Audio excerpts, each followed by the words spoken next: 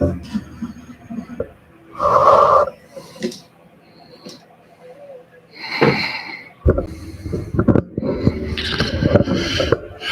everybody.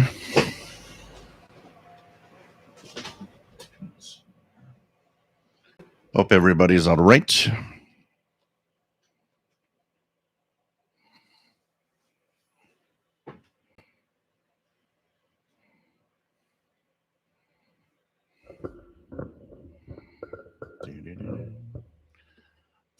Thank you for the audio check, Mr. Rob.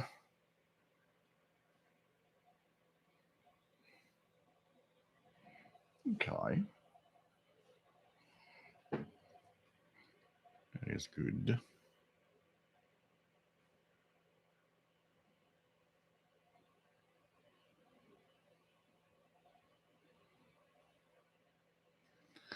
Okay, everything looks fine. Hello, everybody. Nice to have all of you here in our monthly radio show. For those that still don't know, we are here only once a month now. Our show is on the first Saturday of each month. So today's show, of course, October 7th, which means that the next show after today will be November the 4th. So Saturday, November 4th at 20 hours Universal Time is going to be the next show. So you could put that on the calendar. And hope everything is all right.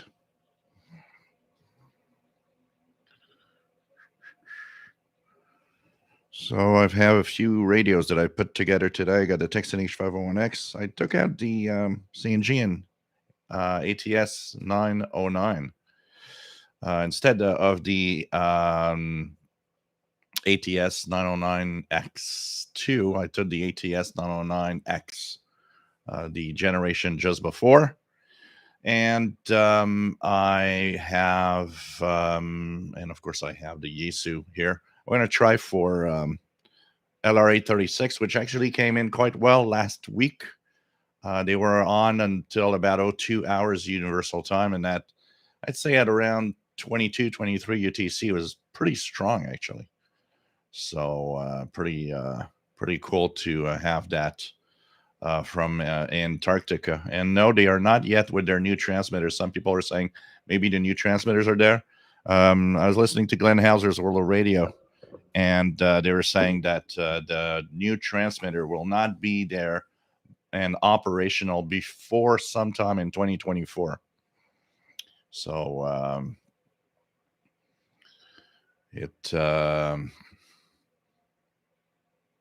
it's still at 300 watts apparently. So it's pretty amazing that 300 watts out of Antarctica actually comes quite well, decently well here in Montreal. So anyways, let's start the show. Hello, everybody. Welcome aboard. This is a show about radio. We are here the first Saturday of each month. So today, October 7th, first Saturday. The next show will be November the 4th at 20 hours Universal Time. Just write it down in your calendar. And so this is the new schedule now. We are here once a month, not every week like before. It's nice to be here. And of course, this is a show about radio. My name is Gilles. I'm located in Montreal, Quebec, Canada, northeast part of North America. And we are here to have fun with radio. If you see my SDR, my Yaesu actually is on 14996.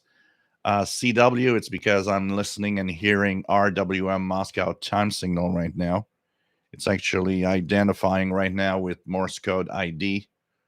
So it's nice to, it has a decent signal. I've been, just put the radio there and put a couple of other radios and other frequencies. So it's nice to have everybody here. Hope that you enjoyed today's show. This is, of course, a show about radio, anything radio.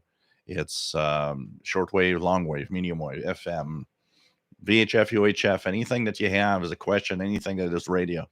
We're going to talk about it. It's a very, very rainy day here in Montreal.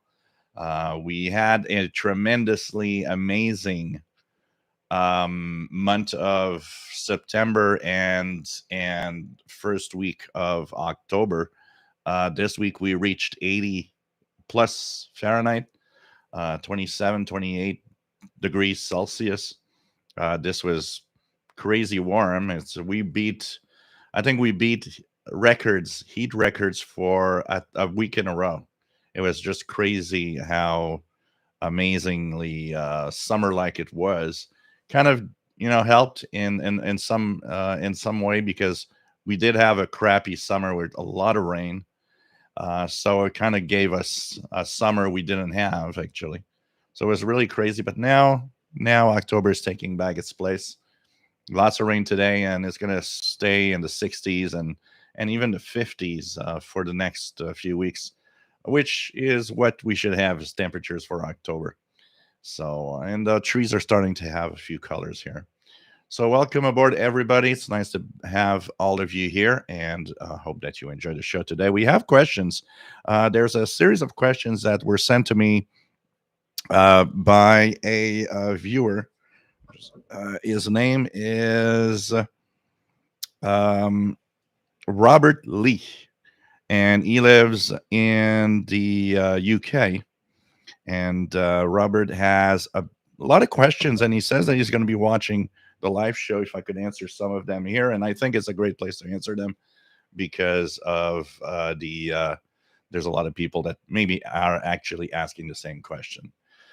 There's a beautiful chat room with wonderful people if you want to join in. And if you have if you, when it's over here, there's a Facebook group where there's a lot of interaction.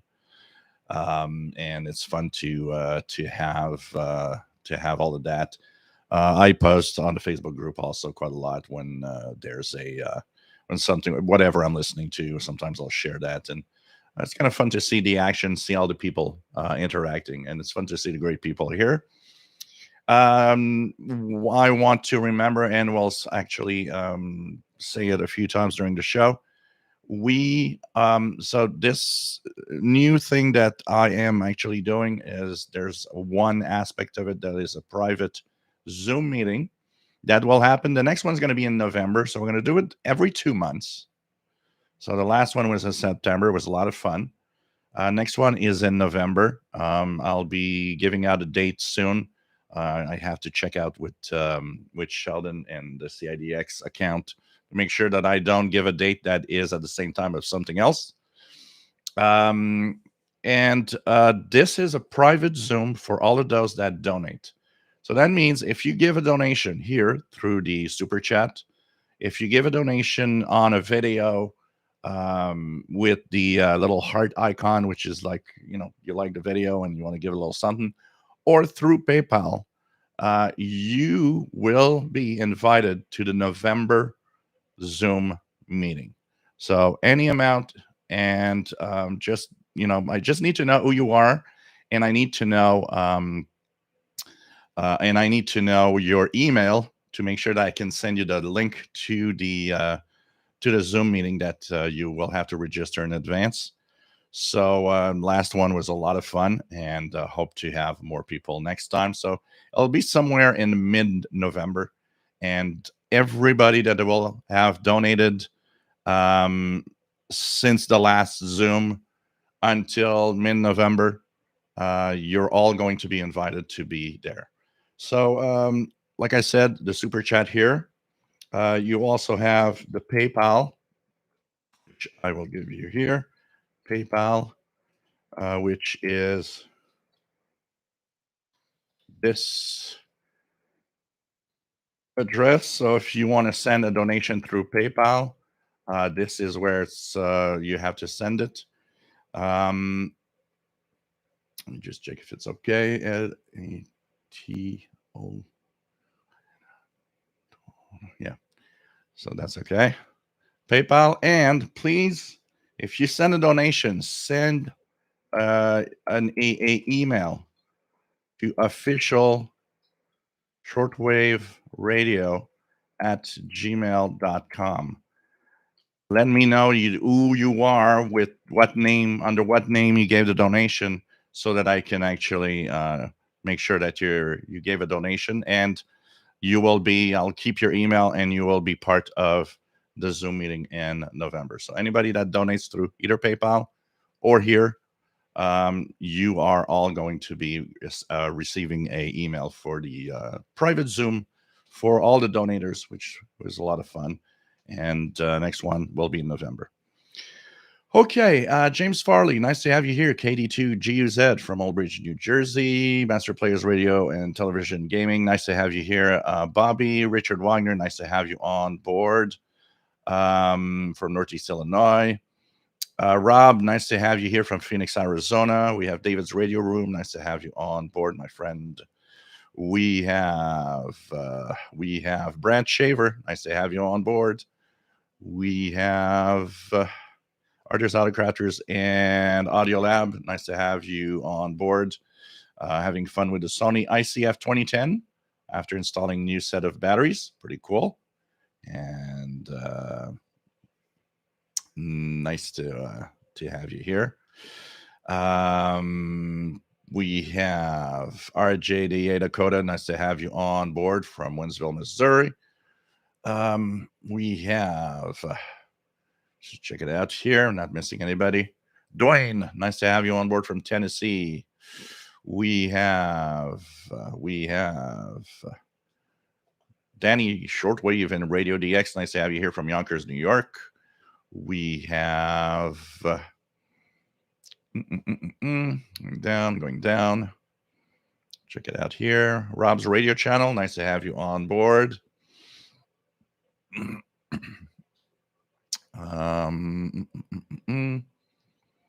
RJ Dakota viewing on his 45-inch Vizio. Not sure I want to see my face in 45-inch. Jeff King, nice to have you here from Jacksonville, Florida. We have Glenn, nice to have you on board. We have Rua, nice to have you here. Where are you located? Sheldon Harvey, nice to have you on board from Greenfield Park. Tripper 4748, nice to have you here. We have Jean Arash, nice to have you on board. Andrew Ross, nice to have you on board. We have D. Matthews, nice to have you here, and thank you for the tip. And you will be, of course, included in the next Zoom meeting in November, so it's going to be nice. Hope to see you there. Rob Carter, nice to have you on board. We have Darren Rogers, nice to have you here. We have Gord, nice to have you here from Niagara Falls, Ontario, VE3BEE. Sorry. Volts, nice to have you on board from Latvia. Long time no see. And let me take a little sip here of some. Trying out some sugar-free lemonade, and it's not bad, actually. No alcohol, just lemonade. Billy Nomates, nice to have you on board. No, I've not played with OpenWeb receiver or anything like that on Raspberry Pi. You need to check that out. It'd be a lot of fun. Maybe you had that side to all the radio stuff also.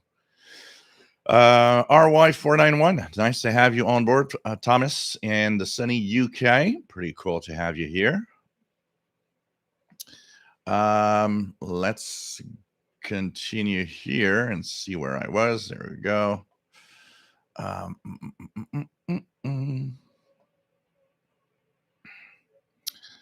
Okay, so what do we have? Jim Gordon, nice to have you here from Dundee, Scotland. Nice to have you here. And so, yep, same here. It's here. It's been heavy rain. We've had a lot of rain actually here in the front yard. The entry has a little slant towards the house. So when it rains really hard, water accumulates there. And for it to really be full up to the sidewalk, there needs to be a lot of rain. And so it was full up to the sidewalk when I went out a little earlier. So that means it really, really rained a lot in the last 12 hours. We have SWL. Nice to have you here from Germany. SWL 13 East 144. Kamikaze 1976. Nice to have you here from West Michigan. We have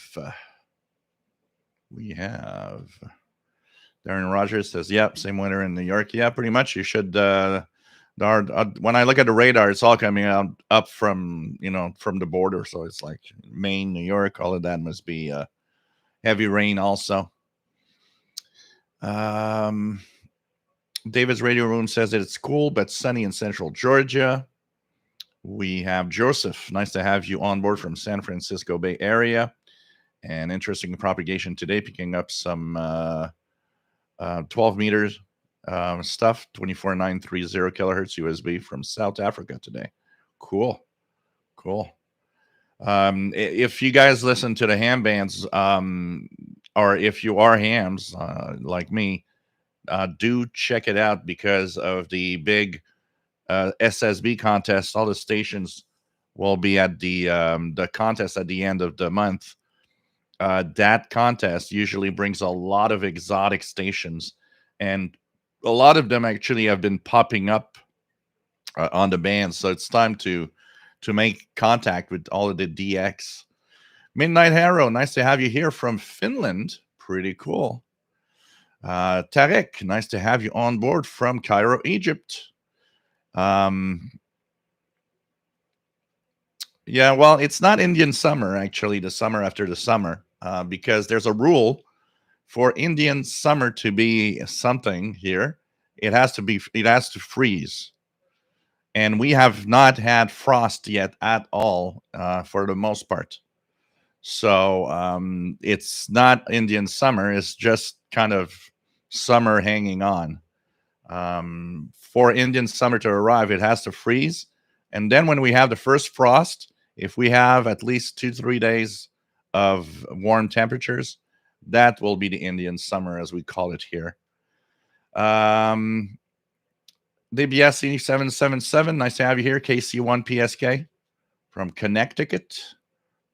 We have the Shortwave Archive. Nice to have you here from Colorado.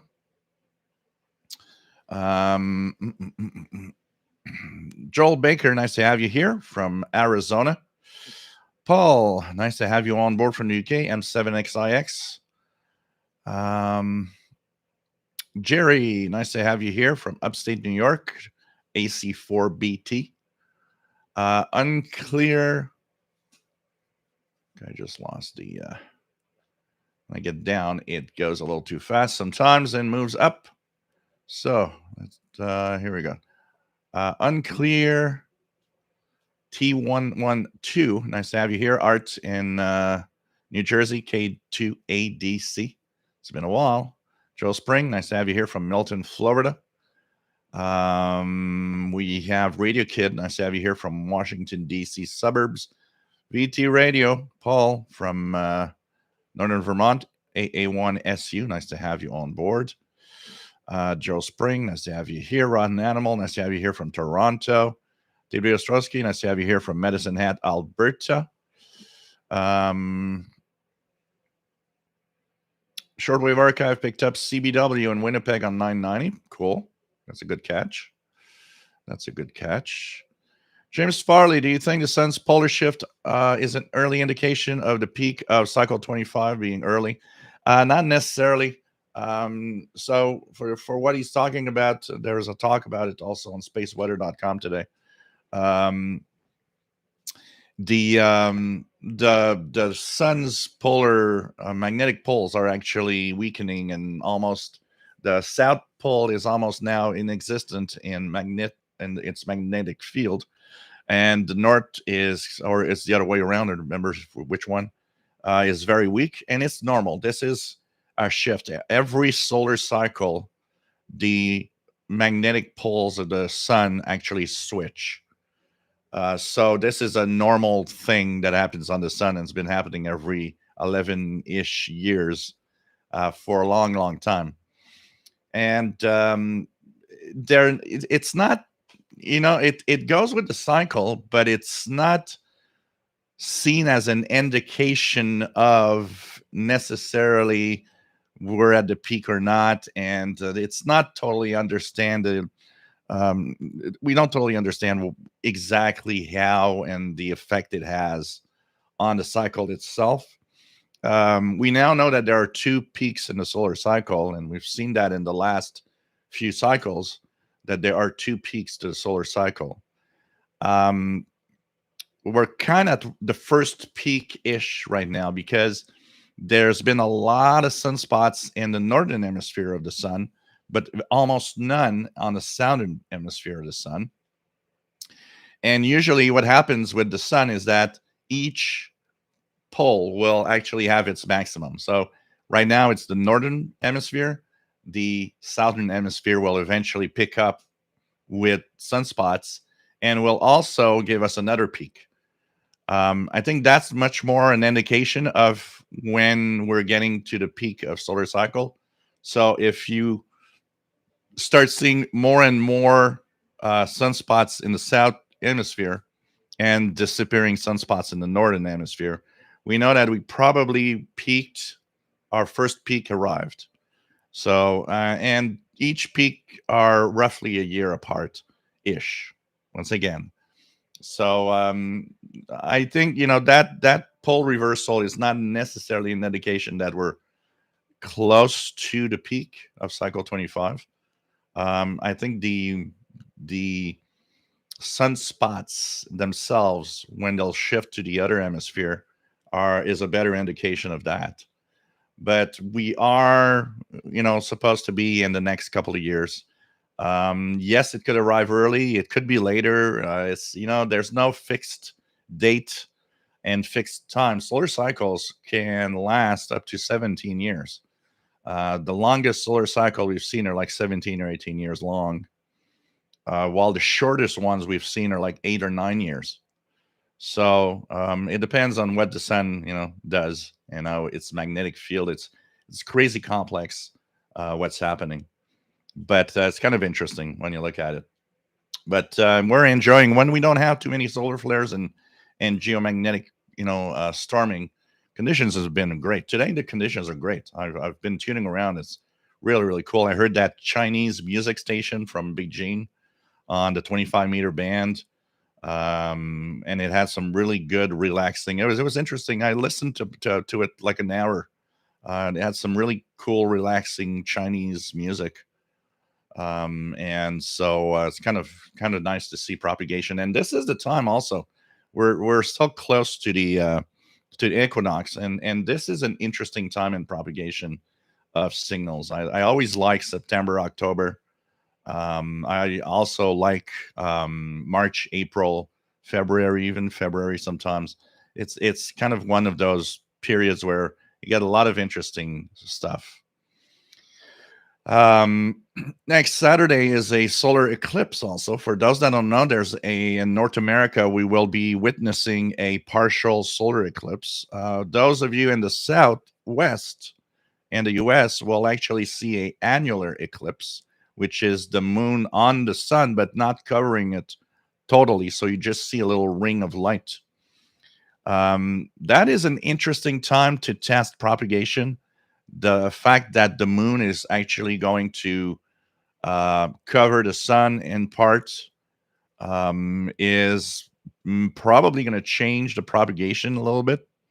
So this is something that could be interesting for next Saturday, the 14th. Um, so let's check it out for the rest. Um, mm, mm, mm, mm, mm. Michael, nice to have you on board. Thank you for the nice comments on the YouTube videos. TB Dostowski says, one of the last nice days. So I'm having a nice Oyo de Monterey Cuban cigar and joining the YouTube gang. Cool. Gotta enjoy the beautiful weather. So that's for sure. Rob says, I must make time resting that grounding. I haven't forgotten. I need to make some time to do it. Don't take it. Better take your time and do it right than do it too fast and not do it right. So You'll get to it. I'm pretty sure you'll get to it, Rob.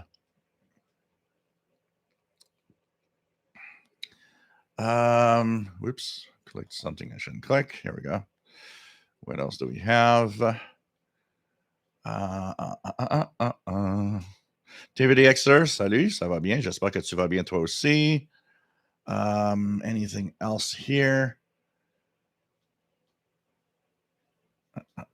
Going down. WF7I Homebrew, nice to have you on board, Bert from Virginia. Nice to have you here. 90 Shortwave says XH Data D109WB.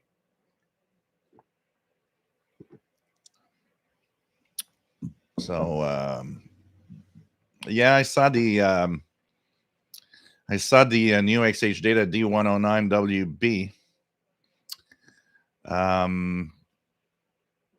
I hope they change the circuitry a little, because I would like that to be a better shortwave than the D109 itself. It is interesting to have the NOAA weather channels, which is kind of nice. It'll be interesting to see the price. Yeah, possibly we'll be getting one to test out when they are available, for sure. I think it could be a nice one, because there's not a lot of radios. There's not a lot of radios that have the NOAA weather bands with shortwave, except some of the emergency radios, but they're not really good on shortwave. So this is going to be fun to have a something else that it's also going to be interesting to see what price they put it on for the XH Data D109WB, which means weather band. So we'll see. Kind of nice. Shortwave archive, pretty amazing that I can get BBC on 21630 at 16 UT.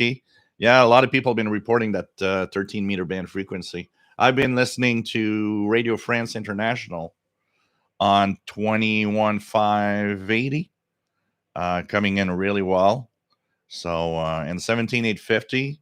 And then there's a clash, because 17850, you get Radio Exterior de España that eventually logs on and kind of messes the it messes the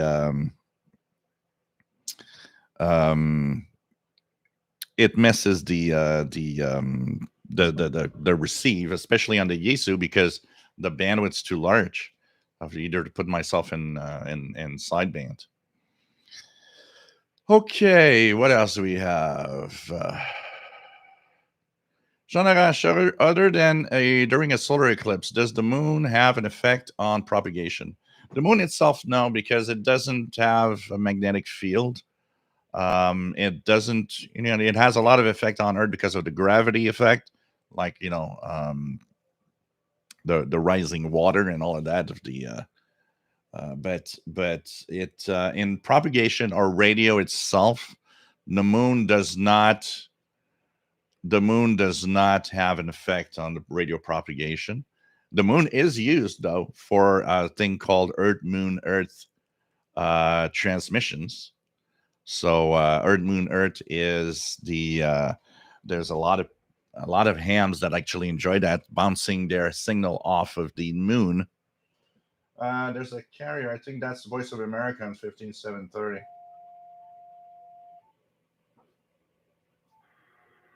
A very strong carrier. It's probably Voice of America that's going to start. If I'm not mistaken, it's pretty strong. Let me just check the schedules, but I'm pretty sure we're getting Voice of America there. IBI space. This is 15730. My memory served me right. Yeah, 15730 with a start at, let's check it out here. 2030 Saturday, Voice of America in Hausa from the Greenville transmitter site in the US. So that will be the Hausa transmission. Tomorrow, Sunday, will be in French, the same time, 15730, 2030 to 21. So you should hear the Yankee Doodle if they still play it um, on 15730. So Fred Waterer, nice to have you here. Well, AM radio make a comeback again. I, it's finding a uphill battle, so it's a tough one. Talking of AM radio, we got a new AM radio. Um, there we go.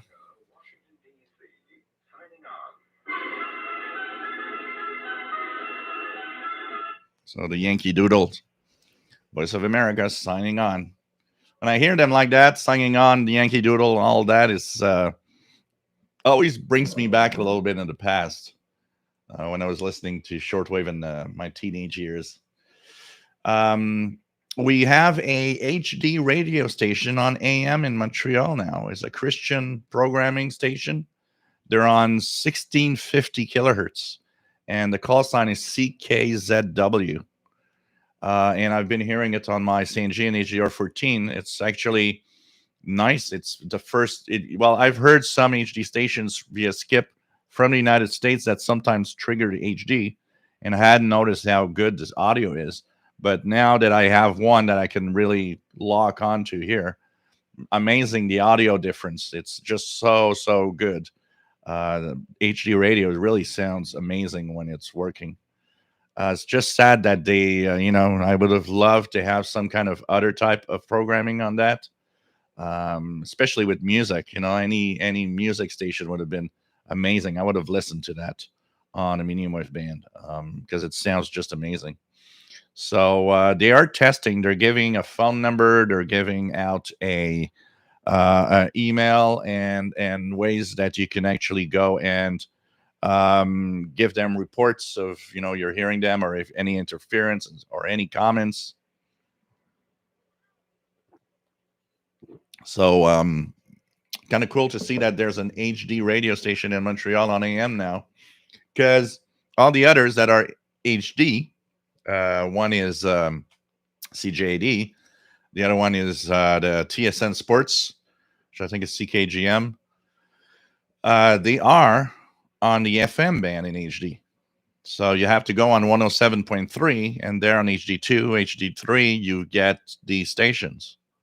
So they're not HD on the AM band itself.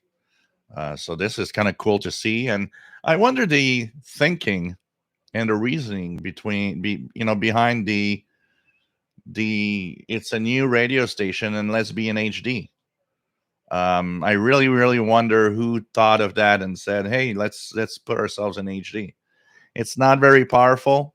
For example, in the daytime, I hear it well, but I got to be careful placing the radio correctly to have the maximum signal for the HD to lock on. But last night I tried, was barely hearing it, and there's other stations that were actually overpowering the signal. So at night, it's not a good it's not a good station to tune around here. But in the daytime works great. It's just when the sun sets, it's like I'm hearing something else. It's interfering, but it's kind of cool, at least to see that there's an AM station that decided to go into HD when so many other stations are just leaving. So TB Ostrowski says we have been looking for a home in Regina, Saskatchewan area, and the realtor asked what I'm looking for in a property, and I told him a low noise floor is important. His eyes glazed over, not having any idea. Imagine you're with the guy, and you're with all of these people, and you have your radio, and it's like, so do you like the house? Oh, the house is fine, but too much noise. What else do you have?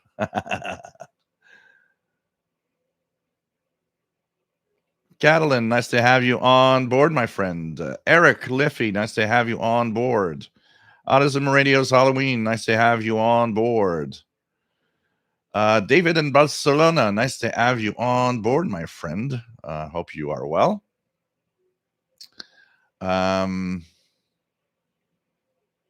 Saw something in the news about Spain recently. Trying to. Oh yeah, there was that club thing that where people died. That's not the good news. Um, the but there was something else I don't remember. Danny Shortwave says, "Yeah, that was really cool. You received that AM HD radio station that other day. Yeah, and it's fun because what I like in the video that I posted, Danny, is when I put because when I was filming with the phone, when I was getting too close to the radio, the noise that the phone makes was making the radio unlock from the HD. So it was kind of cool because at the same time, it demonstrated the audio quality difference when it shifted to analog and then it logged back on HD. You could see that there's a huge difference. Shortwave Archive. I've always loved my bikes from home from school because then I do get to hear the VOA interval signal. Radio Kid, does holding my small travel portable in my hand mean I am acting as a ground plane for the radio, or am I acting more as an antenna? It helps reception a lot on stock whip to hold those radios. Yeah, most portables, not all of them. There are some that don't benefit from it, but most of them do benefit from actually holding it. And basically, you kind of complete the circuit. You're acting as kind of a ground plane, pretty much on these radios when you're actually using it. It kind of completes the whole thing. So that's why the radio actually works a lot better. Sometimes, I've been wondering sometimes if it's not on purpose that they've done it. Of course, it could be simply by accident because these radios are so thin, so small. Just putting your hands around it as an interaction with all the circuit, it's very very easy to have interaction with an RF circuit. One example of that is if you look at old tube radios like the one I have here. Most of the tubes have a metal cap over them. Why? Because each tube interacts with the next tube next to it if they don't put something metal to block the magnetic field and the magnetic effect. So it definitely is better to hold them on most of the cases. Fred Waterer says Jupiter puts out radio signals, but good luck on getting a QSL. I think I have one somewhere.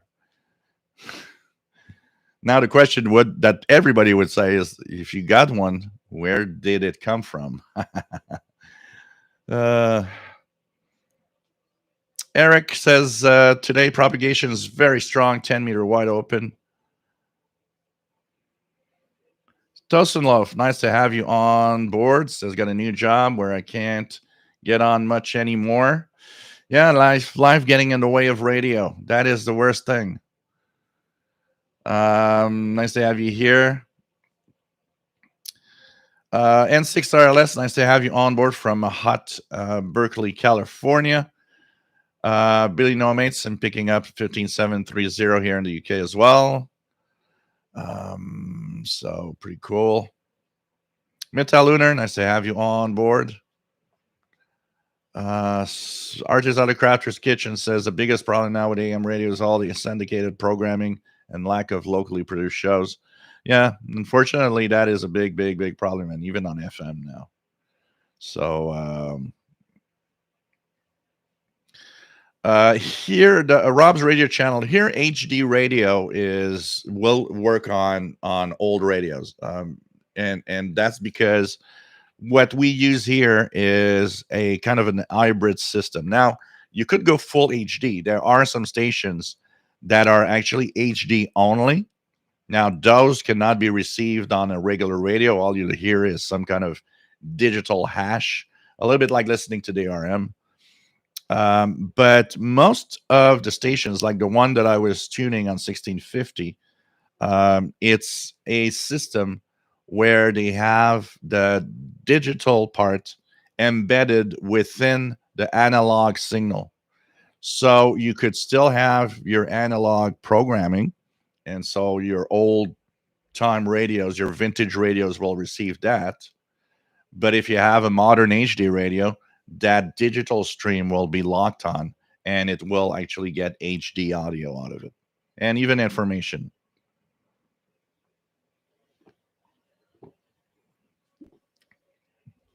Shortwave Archive says here in Colorado, we have an HD station on 810 kilohertz, KLVZ. They play 60s and 70s music, branding as Legends 95.3. Kevin, nice to have you on board. WS2H says, nice to see you. You're using the Sangean 99X2.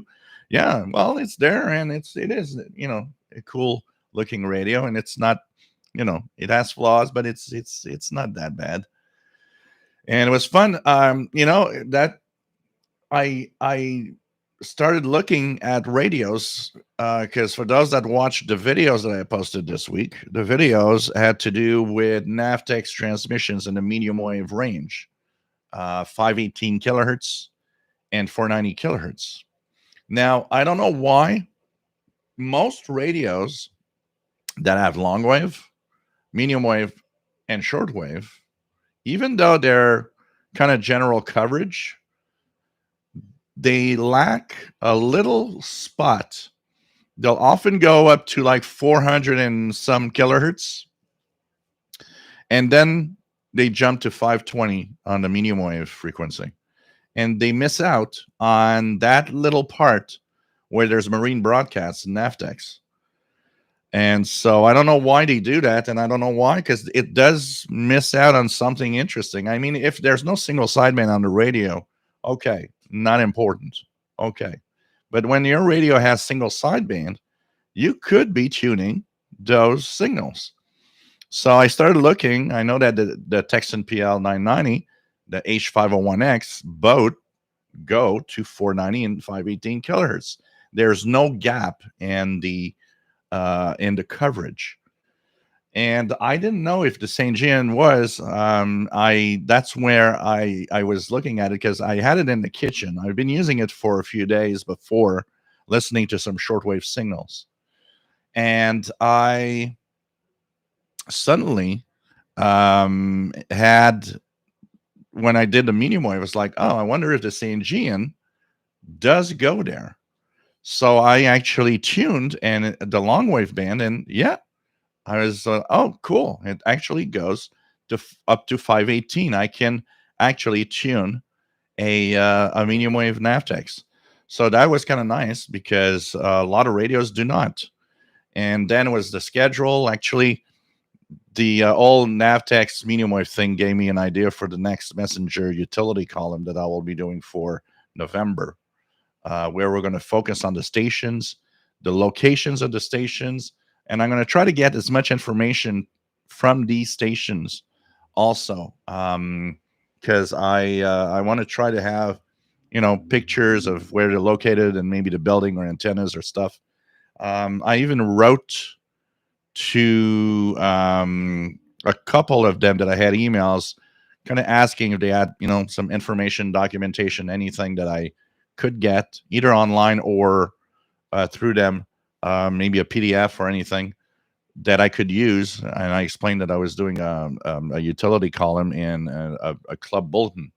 So this is going to be kind of cool to see.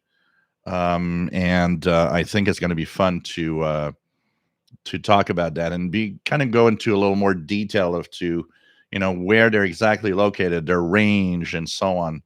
I'll be doing more because I wanted to do 04 UT when I did on, what is it, Tuesday or evening, something like that. Wednesday, what was it? We're Saturday. It was Thursday evening, right? Thursday evening. But I ended up being a little tired and got to bed a little early, and I just shut the radio off. But I want to do the 04. Maybe I'll do it tonight, actually, because Saturday night is I go to bed late, listen to the radio late. I actually have a goal tonight because there's the Liberia station that apparently is on 6050 kilohertz, signing on at 0559, which is almost 2 a.m. here. I'd like to kind of stay up and try that one tonight before going to bed. on 6050 kilohertz.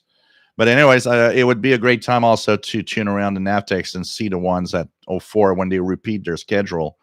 Maybe at midnight is going to be even better than the ones at 0 UTC. There's a few ones that I want to, kind of DX, because you could DX those. Basically, there's a lot of them. There's different locations. And it's not because you don't hear it one night that when conditions are like super good, that they might actually pop up and you might actually be doing something. I remember when I used my Texan PL990X, the first week I got it, I had posted a video that right here in my office, where it's super noisy, I was getting 518 kilohertz Navtex. And that signal was actually coming from Charleston, South Carolina. So, in this week, I heard it very, very weak. So it shows you that propagation, changes, and sometimes some of them pop up. I'd like to hear the ones from like Newfoundland and the ones in the Labrador area, kind of northeast. I'd like to hear those. It'd be kind of very interesting there. But I'm having a lot of fun with that. And actually, Kevin, I'm also using right now, because right here, my radios of choice today. If we look, radios of choice, I took out the 909X, because also I will be kind of comparing the 909X and the 909 X2. I just want to compare and have fun with that. So I took it out today. And of course, I got a 501X here. And on the laptop, I'm actually having the SDR, the AirSpy HF Plus is running there on different things. So I'm kind of tuning around different things on different radios, plus the Yaesu here in the background. So a lot of radios, a lot of radio stuff. So Beam C Bike, nice to have you on board. Says, like to thank you for your work on the other channel, solve different problems I had with my laptop. And by the way, worked Australia today on 10 meters with just 20 watts. Cool. Welcome aboard from Switzerland. Nice to have you here, my friend. And it's pretty cool. The other channel's a mix of, tech news and trying to help everybody with things that might not work well on a PC, little tips here and there. So I'm glad that it could help you. Rob's radio channel says, nice to keep vintage radios alive. Definitely. That's the first thing, if there would be a shutdown of AM radio, complete shutdown, it'd be kind of sad to see all the radios that exist, especially the vintage radios, like all the All American 5s that I have here, that would not receive anything anymore. It would be sad.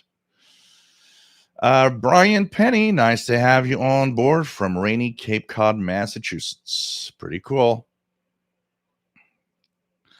Shortwave archive can't receive it can't receive the HD signal at night due to the WBAP signal overpowering it, probably. So yeah, that's the problem. And it's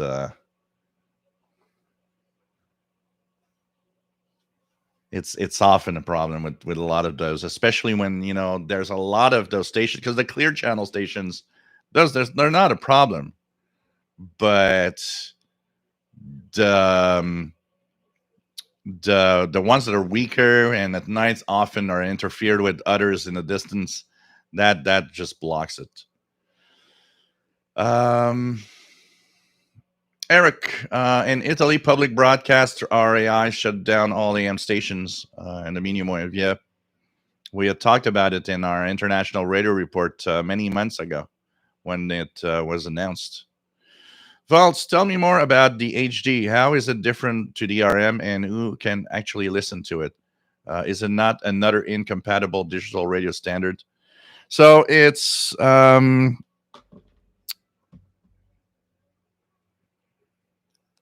different from DRM because you can keep your analog transmission when you send it in HD. This is what I kind of like about the idea. So of course, vaults, there's DAB, DAB plus. They have the digital stream on a different frequency range. So DAB, there's just a frequency band that they use, and that's DAB signals. Um, DRM, of course, it's a digital format that's within the shortwave bands and can be used somewhere else also, like medium wave anywhere. But that is digital only. And HD radio is mostly North America and a few other countries. It's not very popular in the rest of the world. Most of the people in the rest of the world have kind of switched to DAB if they went to digital. There is a reason for that. First of all, DAB is an open standard, no fees. HD radio is not an open standard, and the company behind it charges a licensing fee that you pay annually if you are broadcasting on HD radio. It is a format that became available somewhere in early 2000. It's been here for a long time here in North America. A lot of stations actually got on the HD bandwagon. The first comments that were with that is because some of the HD signal does kind of create a kind of little digital hash on the band. It sometimes would interfere with adjacent stations on each side of the 10 kilohertz bandwidths we use here in North spacing we use here in North America. So it's an in-band over carrier signal, IBOC. What it does is that it's embedded within the same carrier that you hear your analog stuff. So the good side, you can still have your analog radio on. You can still use any old radio, but you got the HD radio. That's capable of getting that digital stream in it. It will lock to that digital stream, and it gives you FM quality, even almost CD quality audio. And it is amazingly different. I mean, the station here, when I switch from one to the other, wow, what a difference. It's really, really crazy. So they're all not compatible with each other, of course. And so here in North America, radios will come with an HD radio format that is capable of that, because there's no DAB and DAB plus in North America. So anyways, it's the big mess of everybody wants its own digital thing rather than one standard. The bad thing about it is, of course, because it's embedded within the analog signal, it requires a really good signal for it to lock on, and it can be interfered easily and not lock on because of propagation and all sorts of factors. Like DAB plus, there is an advantage in having your own frequency band for it only. It does improve probably the radio's performance on DAB and all of that. But they're all different formats, and none is compatible with each other.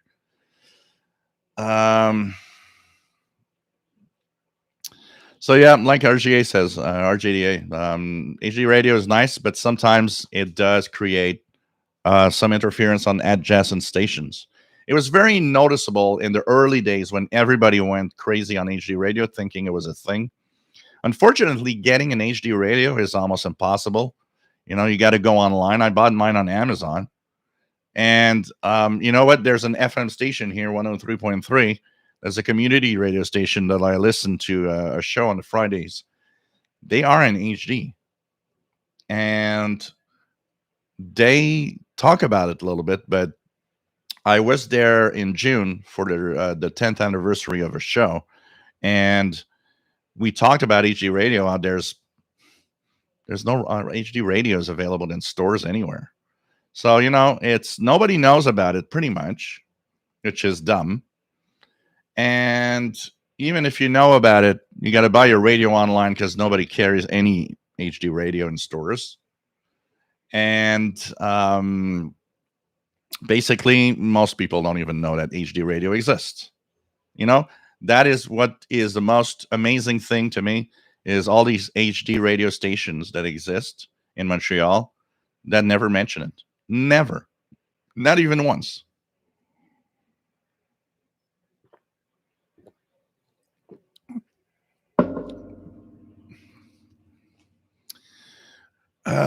Harold Anderson, nice to have you here from Norway, LB1 NH. My t shirt is Duran Duran. It is Sheldon Harvey's favorite.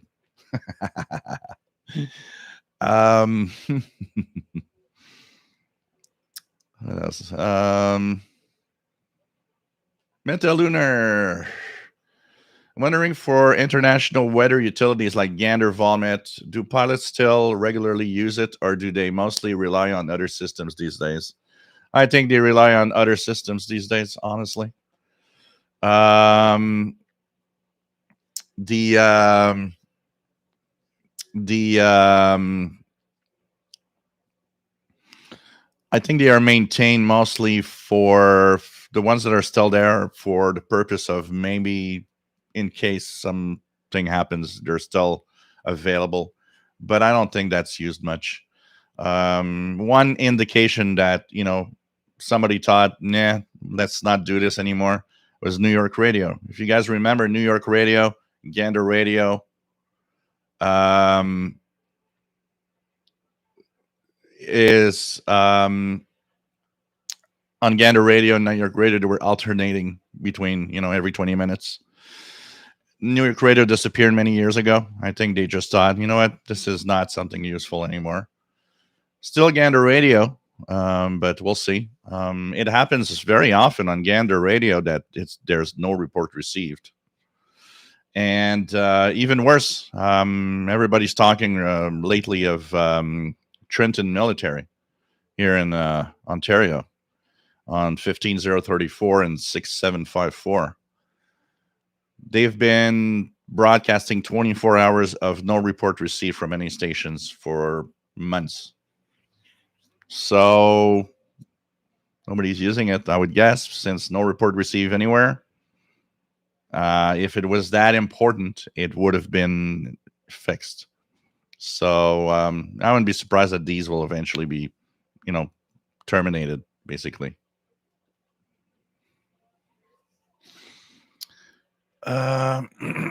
Joseph, what's the best radio for utility DXing overall? There's a lot of good radios. Most radios that I have, the text and receivers and all that are great. I like SDRs for utility because you could see the signals and it's kind of fun to, you eventually with the visuals, you eventually get the hang of, oh yeah, the visuals of this. I think that's radio teletype, or that's this mode, or that's the other mode. You kind of get the, that's Navtex, or that's, WeatherFax. But most radios with single sideband, if they're decent performers, are good on. I would go for a radio though that has separate upper lower sideband. It's very important because it will make it easier to tune those digital utility signals and utility overall. Danny Shortwave says, got 2 a.m. HD stations in New York. Before we had a few more, but they moved over to the simulcast on FM. Yeah. Valts, would that not become a channel with problem, especially on AM? Well, it's, HD radio is meant to be part of the AM signal, but it does cause a slight interference sometimes on the channel that's next to it, 10 kilohertz up or down.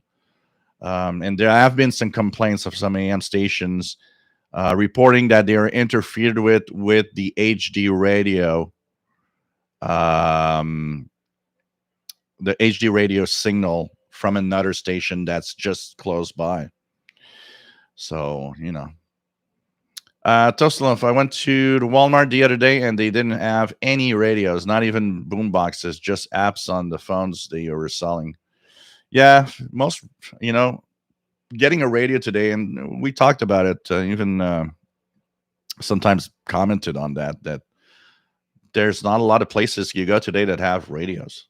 Honestly, I haven't gone to Canadian Tires here in a long time. I should go. Last time I went, which is a few years ago, they still had a couple of radios. I wonder if there's still, at least one model today that they sell or something. But radios are getting difficult to find, honestly. So, when we take a talk about kind of um, getting AM radio back and stuff like that, well, the problem with that is if you aren't even getting any radios anywhere, you know.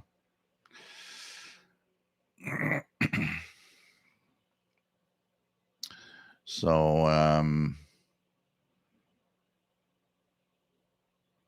Jean Arash, what kinds of problems could broadcasting in HD on EM bring? Well, it's mostly the interference it can create. If it's not, I mean, if the HD radio station is an HD radio signal only, usually isn't too bad. But when they do use the analog and put the HD embedded within the carrier, it happened quite a few times that there were interference on the neighboring channel.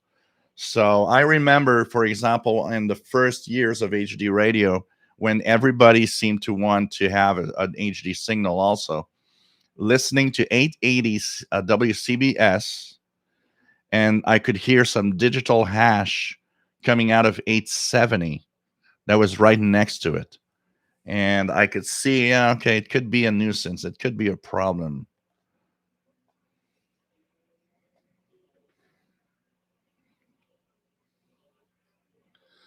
Joel Baker, do you find listening with headphones helps? What kind do you use, if so? I never use headphones, but definitely, yes, using headphones will help, especially in tough conditions when signals are difficult. When signals are difficult. So it can help you in identifying for sure.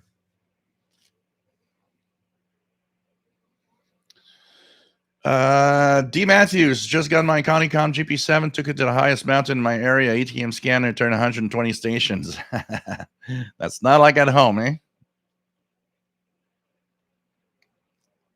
eh? Simon Templar, nice to have you here. Says I picked up the SULN10 network box for the FTDX10. Really works well through the internet. Cool. That'll be something that I should be checking out for sure. Art Don, Motorola HT's 220s had a metal piece that was part of the walkie-talkie frame. This created a ground plane with your hand when you held it. Actually, those that saw my realistic TRC 214 that I posted a video on this week, which is the 3-channel walkie-talkies of the day.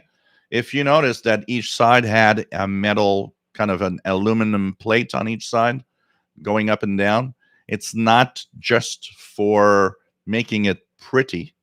It is actually used with the antenna system, because when you hold a walkie-talkie, you're holding the metal. It completes the antenna system to make the walkie-talkie actually perform better.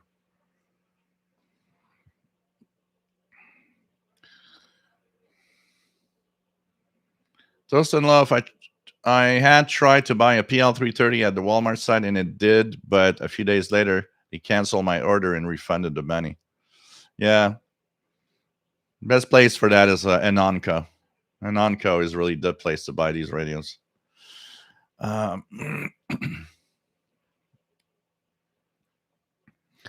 James Farley, older AM receivers have much better sound than the new receivers. Well, that's just a question of the circuitry and the speakers. Because if you would have the same speaker system and all, today's radio would sound as good. It's really just a question of how they were built back then, and they had bigger speakers and all of that. So the sound is not tube versus transistor. It's not an old radio sounds better than a new radio. It's because they had bigger speakers. They had, much louder sound, and all of that together makes them sound better, definitely, than most portables today that have tiny speakers, and the audio fidelity is not part of what they usually play around with. But when you get a radio just like the Texan PL990 or 880, you start getting some really amazing sound out of it because those have high performance audio amplifiers. But it's really not, you know, a lot of people will kind of jump on those radios sound better than today, and they can't do that today. Yeah, they can. It's just that they'd have to make a bigger radio with a bigger speaker with things we don't see anymore. So that's why those old radios sound better.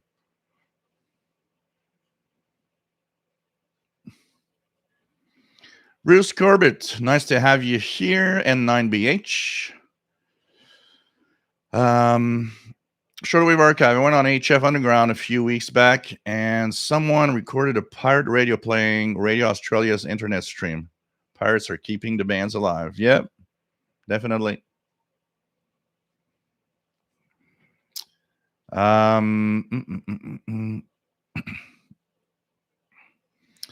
Yep, in Europe it's 9 kilohertz spacing, and North America it's 10.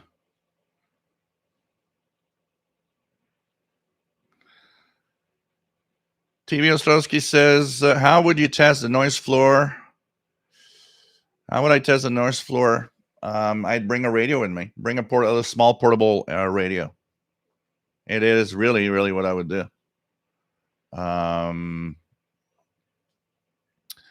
Bring a portable radio and turn it on, tune a couple of frequencies. Medium wave is a good place to start testing it, and turn it on shortwave on a few frequencies and check it out. Because there's a huge difference from every place. I mean, I went back with a portable radio to where I lived before here. I was curious to see what the noise floor was. It is still super quiet, and it makes me jealous. I would not go back and live there, but radio wise, man, it's still super quiet compared to here. Here is a disaster. When I got here, it was like I still remember thinking, wow, maybe this is the end of shortwave listening for me. I was not used to having that much noise. So, Ron C, thank you very much. Nice to have you on board. And we're going to continue posting those videos. Hope that they help out. Vault says, regarding the AB Plus, this year we had our government have a discussion, actual local broadcast companies. Result, do not approve any DAB Plus in 23, 27 deployment in Latvia. Okay. So you guys are not going to go all digital like everybody else in Europe. Here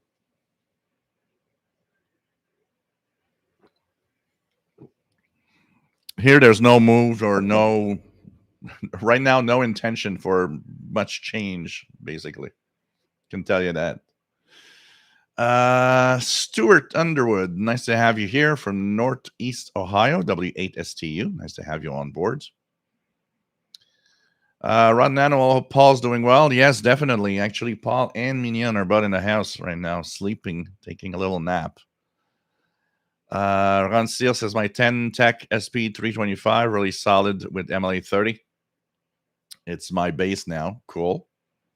Sheila, nice to have you here from Belleville, Ontario. Great to have you on board.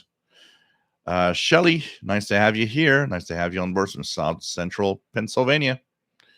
KW1161, nice to have you on board from a hot, windy, and partly cloudy Tucson, Arizona. Shortwave Archive, listen to the BBC Radio 4. It's weird how they are able to curse, where in the US, the FCC will knock your door down. Yes, absolutely. It is time for a little promotion of the Canadian International DX Club, as Sheldon Harvey is posting. So there's a new bulletin for October. If you wish to have a sample, just write. And of course, if you've asked before, don't write. And it's a really, really good publication. If you want to have a monthly publication in your email in PDF form, Plus, you're part of a club. It's not just getting a bulletin. You're not subscribing to the messenger. You are paying your dues to be part of a radio club, which is a Canadian International DX Club. And there's a monthly Zoom meeting with it. So every month we meet up, talk of radio, and enjoy ourselves.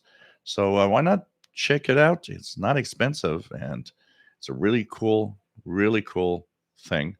They'll be part of a club and get a nice bulletin every month. I do the utility column, and there's a lot of information in that bulletin. I can tell you that. Eric, the audio quality, I would guess DAB must be better because it probably has a higher bitrate capacity than HD radio. But I would have to compare and see the major differences. But the fact that DAB has its own frequency range is probably capable of a lot more than what HD radio is capable of. RGA Dakota says, I think South Korea has some HD FM stations.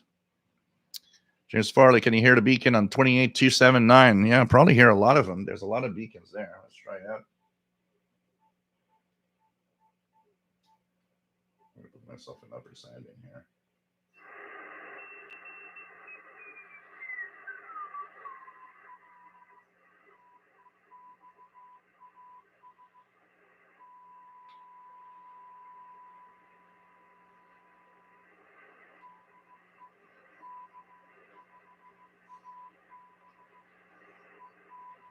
So K0 something beacon. I hear it really. 28279. K61 proprietary HD decode chip costs over 50 at least at last report. So no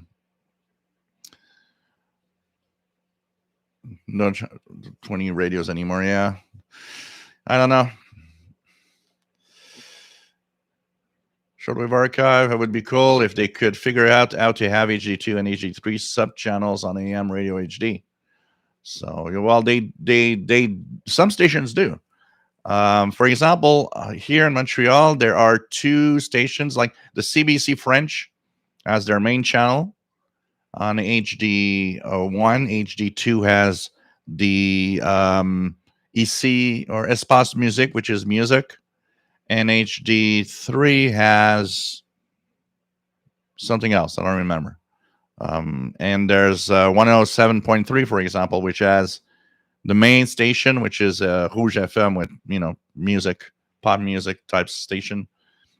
And then they have HD2 that has CJAD, and there's HD3 that has TSN Sports.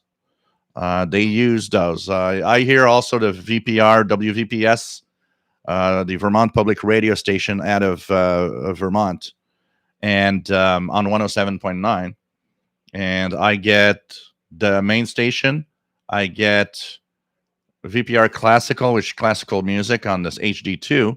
And I like the fact that on HD3, I hear the BBC World Service 24 hours, which is kind of cool. But for the HD radio, there's only one. Right now on 1650 AM, they only use one, which is just making it HD1. Ray Clay, too. Nice to have you on board. What else do we have?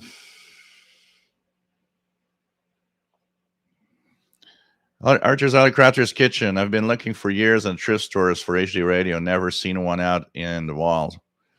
Yeah, most people, actually, I think most people that have an HD radio has an HD radio in their cars. That's pretty much where HD radio is. Probably 98% of it is in the car. I'm pretty sure.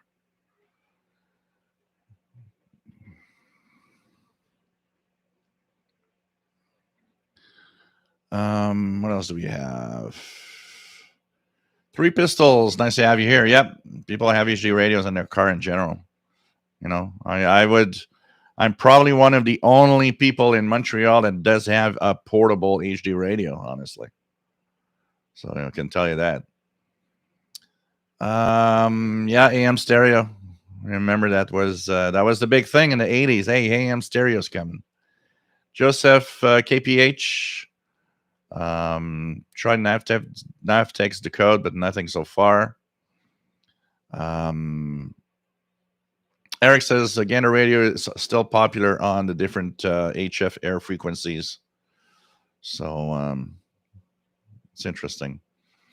Gusha, is there an HD plugin for SDR Sharp or Spy? Nope. HD radio is proprietary, so there's no plugin, but you can decode DAB on these devices. DAB Plus, I believe, because that's an open standard. But HD radio proprietary, you do not have a decoder. Skip, nice to have you here in 2EI. Nice to have you on board, my friends.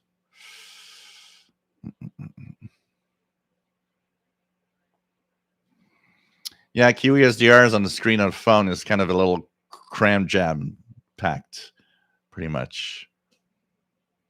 BMC Bike says, yep, we got DAB Plus, and they are going to switch FM completely. Yeah. That's kind of sad.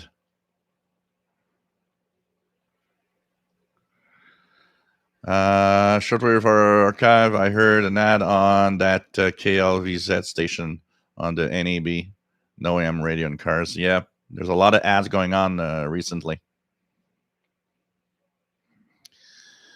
Matt, nice to have you here. I'm DK2. Yeah, Israel's been attacked, so there's probably the BBC will have good coverage of that. The BBC usually has amazing coverage of these events when they happen. Feels like the 80s. I hear things like that, and I'm like, I have the impression of being stuck in the 80s when I would hear Israel and all the crap that was happening there. And there's a few places around the world that you're like, yeah, kind of like the 80s. Nothing ever got fixed, apparently. Danny Shortwave, I went to my local Walmart. They still have a few radios like CB radios, emergency radios. Yeah, they will have FRS, GMRS. That I know they will have. Maybe emergency radios. Yeah, I need to check. I haven't checked here. There's a big Walmart not far from here. I never go to Walmart, but maybe I should check for that. But typically, most don't have much radios anymore. It's something that's just so difficult to get today.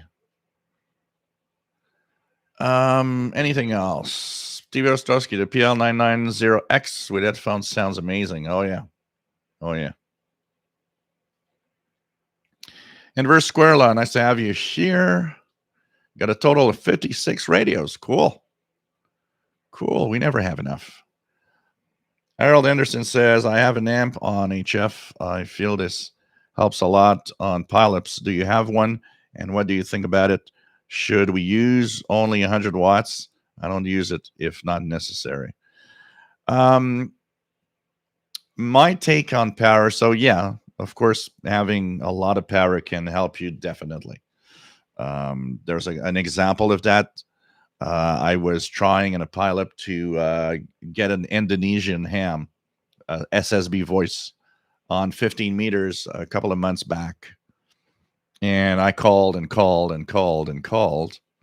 And, I stay there. I call and call until, because sometimes it takes a long time, especially from a station far away like that.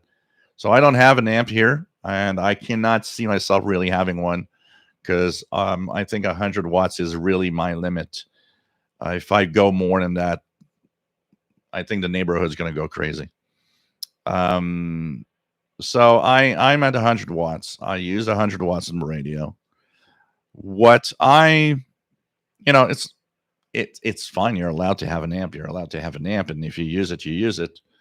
But in so many pileups, I have been able to make contact with whatever station. In a pileup, my success rate is probably more than 95%. With patience and having the right time to, key up with your call, which makes me just say that power is overrated. Um, First of all, going from like 100 to 200 watts is not enough. It's not going to make much of a difference in a pileup. Of course, most will use like a kilowatt, stuff like that. Now you're starting to really get a louder signal, but I've had enough pileups and success in pileups that I find really power is overrated, and that honestly, I think everybody should be 100 watts. Let's all be equal, 100 watts. Don't push it. But that Indonesia station that I was talking in the beginning, um, I'd been calling for maybe an hour. Then another VE2 station came out, and I could hear him. And the other station in Indonesia heard him immediately.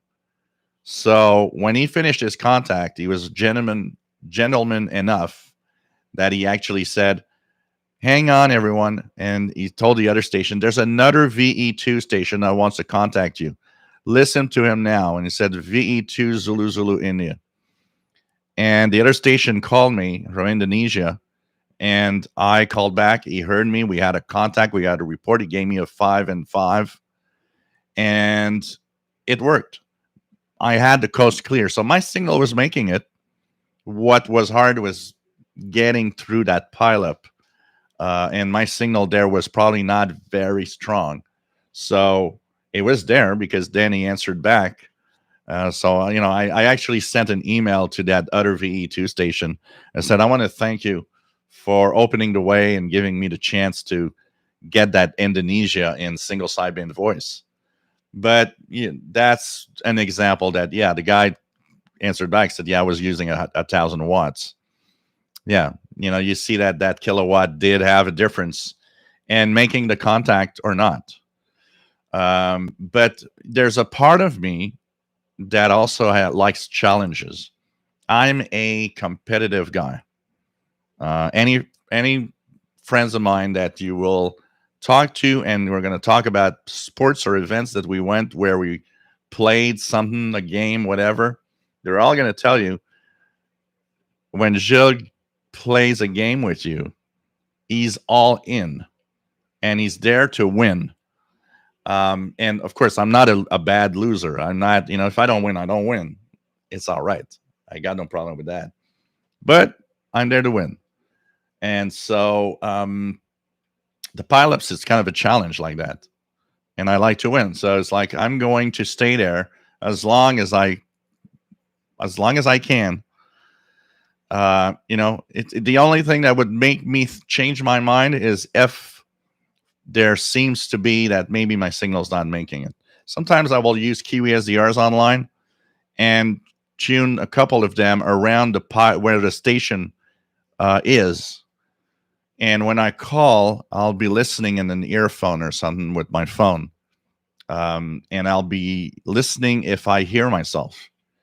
So if I hear myself in a Kiwi SDR near that DX station, I know my signal's making it. So I'm going to continue and continue. If I try 4 or 5 Kiwi SDRs around it while I'm in the pilot and I don't hear myself, sometimes I might stop. I might like, okay, I think I'm not making it. But my success rate is really, really good. And I'm using just 100 watts. And the challenge is fun. I mean, it's kind of cool. Vol Pirate Pity. 10 meters been incredible today. Yeah, and it should be all winter in the Northern Hemisphere. It's really good. Shortwave Archive and HK Radio 2 plans on closing down on medium wave in 2026. Craig Martinetti, nice to have you on board from Ontario. Michael says I still have a shortwave converter for my car. I want to install as they compatible with today's cars. Are they compatible with today's cars? Yeah, that's an interesting. I would guess. Depends on how it works, actually. Mm, mm, mm, mm, mm. Eric, remember PSK 31 totally replaced by FT8? Yeah, well, there's still some PSK 31 because PSK 31 cannot be replaced by FT8 for one thing, is that it's a conversation digital mode. So if you like to type or if you like to talk to someone in digital, PSK 31 is fun. I haven't set it up. Actually, I haven't set up the FLDG yet here for it to transmit with my radio. I want to because I want to wipe the PC and kind of do a setup. That PC, the laptop that I got here, will be dedicated to the Yaesu and doing only amateur stuff with the Yaesu.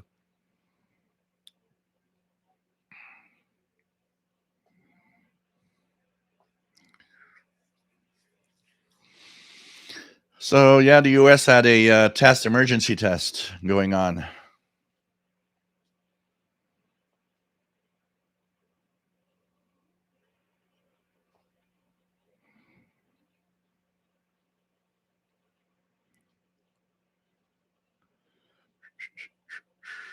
Yeah, there's an advertisement every 30 minutes or roughly.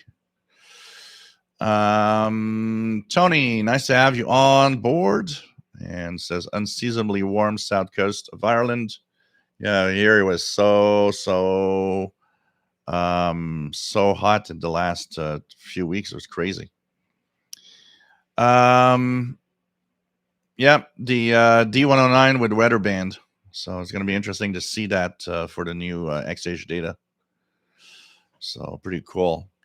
I will post it again and remind everybody that if you wish to join our private Zoom meeting that will be in mid-November, anybody that gives a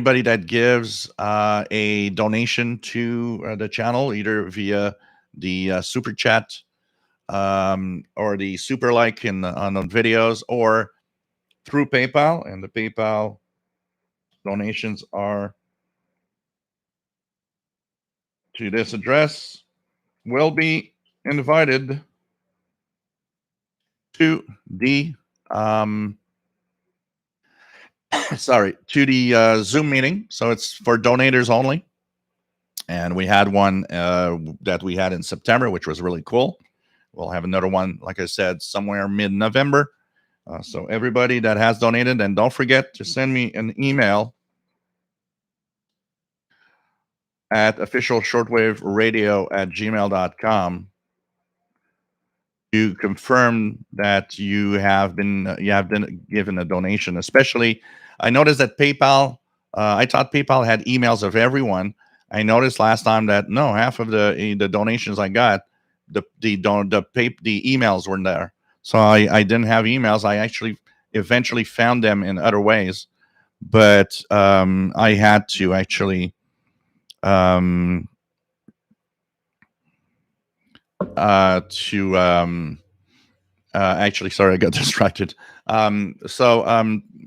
Basically, I had to find in another way the emails of everybody, but eventually did, and also did with the help of Sheldon, because some of you were CIDX members. So I just need the email of everyone that will have donated something, so that in mid-November we'll have our little private Zoom meetup, which was a lot of fun last time. So don't forget, if you want to give a little something, helps me out tremendously, and it also helps out to thank you. We have this little private Zoom meeting for everybody. So thanks for all that have donated. It's much appreciated. Chrissy Freitas, nice to have you on board. Just made it to work and watching the live show while drinking some orange juice in the break room. Cool. Nice to have you here. Hope you are well, my friend. Sadly, she left her Texan PL 660 at home. So nice to have you on board. RJ Dakota says, I bought a. Trying to go down as fast as possible. I'm going to kind of go a little faster here.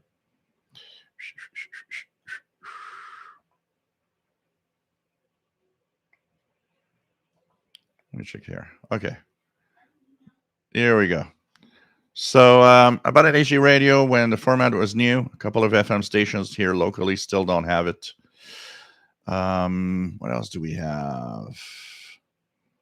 London 19657. Nice to have you on board. And this is the reason for this channel. Learning, learning, learning. Radio Kid, and before HD, we had SCA subcarrier audio. I think it was, yeah, we do have. I still have, I need to find it. I still have my little subcarrier audio radio here. There are a couple of them here in Montreal. A couple of them here.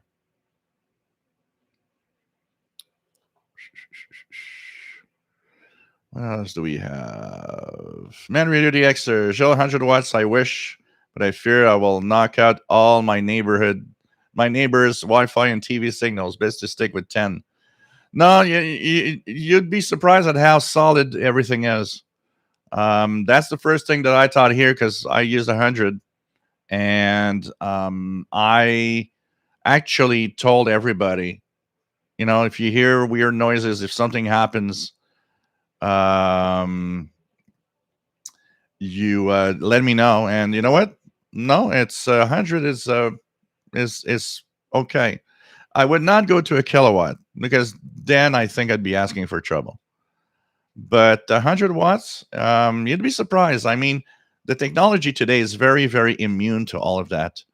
And if you set things up right and don't have, too much RF going into the shack or whatever, it's surprising. You'd be surprised, Matter to the Xer. I'm pretty sure you could run 100 watts and it wouldn't have much of an effect anywhere. Andy New, nice to have you on board from Bristol, UK. M7CUN. Matt, yeah, 1 kilowatt will get through where 100 won't, but you're absolutely right. With conditions allow, and there isn't a pileup, you can get a SSB signal out there very far. I've talked to a guy in Slovenia. Yeah, and even in a pileup, sometimes it's a question of finding that little spot where you've got a quiet time in between everybody going crazy, and you just key up. And he's going to hear you because now nobody's, stepping on you. And that I've used many, many, many, many times, just listening at when is the best time for me to get in and send my call.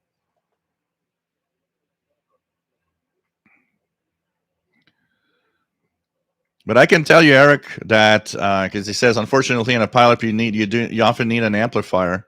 I've been in a lot of pileups, and I've pretty much always been successful. 100 watts. Like I said, sometimes it's just finding that right moment where there's a little quiet time. And there is one thing I have to say here that also probably helps. There's a lot of American hams. So there's a lot of hams from the US. And when the X stations hear something else than a W or a K call, they will often focus on that call and ignore the US stations. So when I send out my Victor Echo 2, I think part of the reason of success is when they hear a Victor Echo 2, they'll focus on the VE2 station rather than focus on all the US stations that are calling. So I wouldn't be surprised there's a effect of that.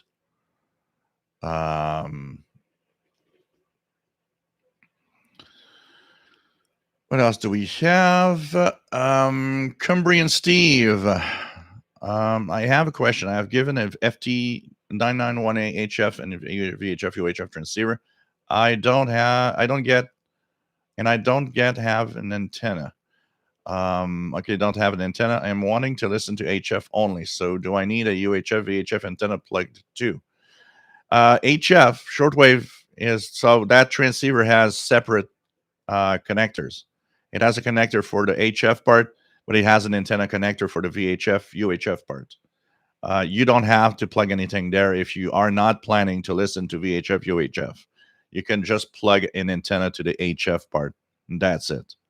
So even if you don't plug anything on the other part, it doesn't it will work. It's for HF.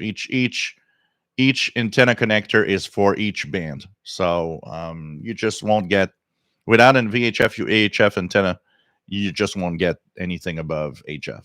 That's all.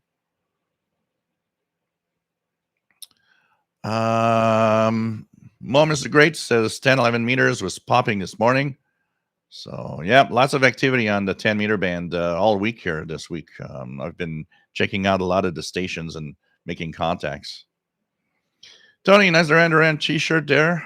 They were great in the 80s and still are great. Yeah, I saw them 2-3 weeks ago, towards September the 20th, I think. I saw them here, and they came to Montreal here. It was a really good concert. King and DXer, nice to have you on board from Northwest Arkansas. TB Dostowski says, when I play around with CB, I get a lot of stations that are strong from the US that I assume are far more than 4 watts. Yeah, they do. They a lot of them have probably the kilowatt thing. A lot of them.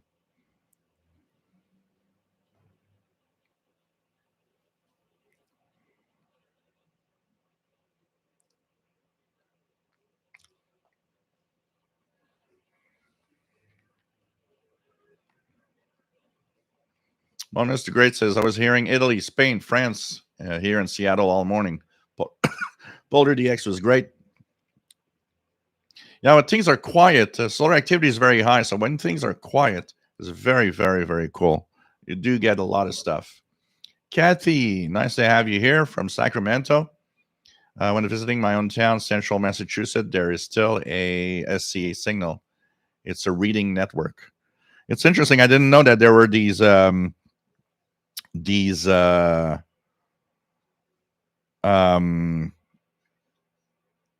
like audio reading things in the sub carriers. It's kind of interesting. I really didn't know that. So, well, it's a good use for sub carrier audio. Audio reading books, stuff like that. Pretty cool.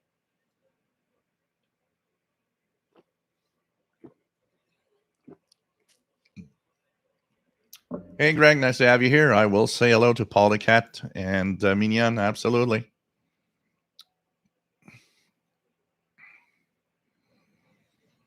Yeah, RGA Dakota, the D109WB, it's called. It's still an HF shortwave radio with added weather band. And it has a couple of buttons that have one called alert. So I'm kind of curious, did they shuffle that shortwave part of it?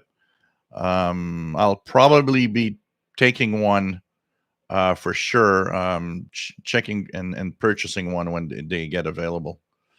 Thank you, Rob's Radio Channel and Mad Radio DXer for the donations.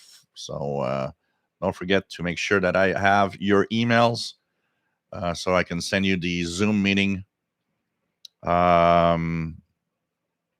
The Zoom meeting for November. Hey, Chess, nice to have you on board.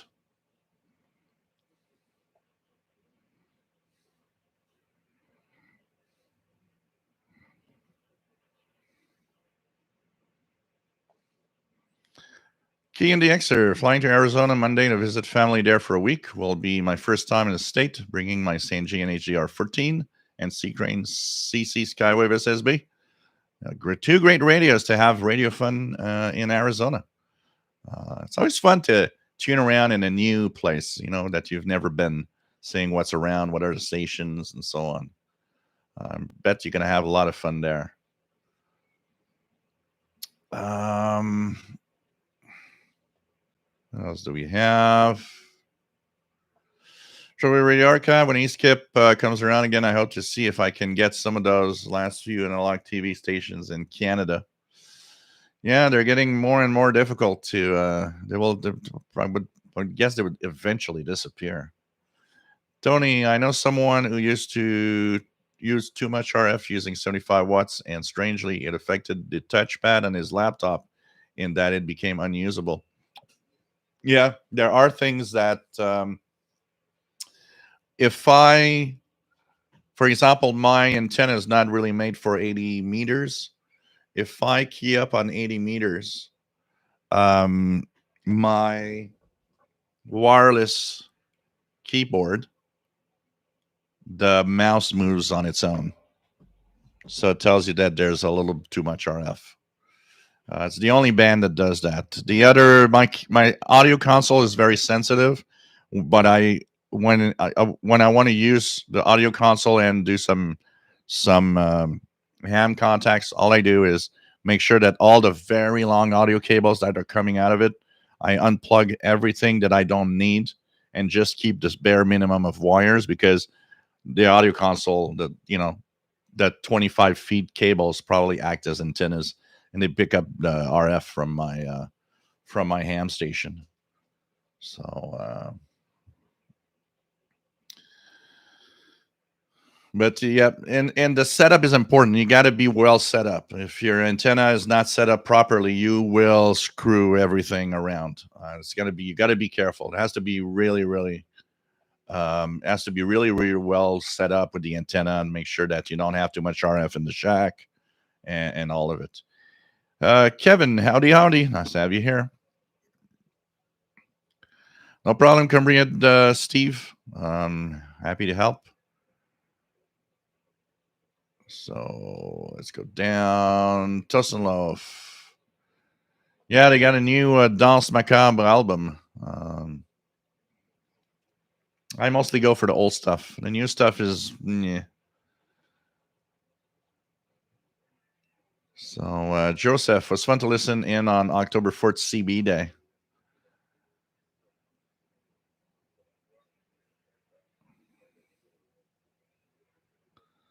Yeah, you do need patience, Beam C. Definitely. I mean, you hear these stations, some QRP, some mobile stations that work in that pileup. It's like, wow. Radio Kid, I think time change will happen before your next show. Not looking forward to the shift. I've been able to listen to Radio New Zealand for longer and longer periods in the morning. Yeah, the actually the next the weekend of that show. So my show will be November the 4th. We're still not going to have the change of time. The time change is going to be that Sunday. That's after my show. So Mike, WDX50, nice to have you on board from Fayetteville, Arkansas. Manuel Monsiel, EA7KKN, nice to have you on board. RJ Dakota, yep, that will be an interesting radio to see with the weather band and all. I'm looking forward to it.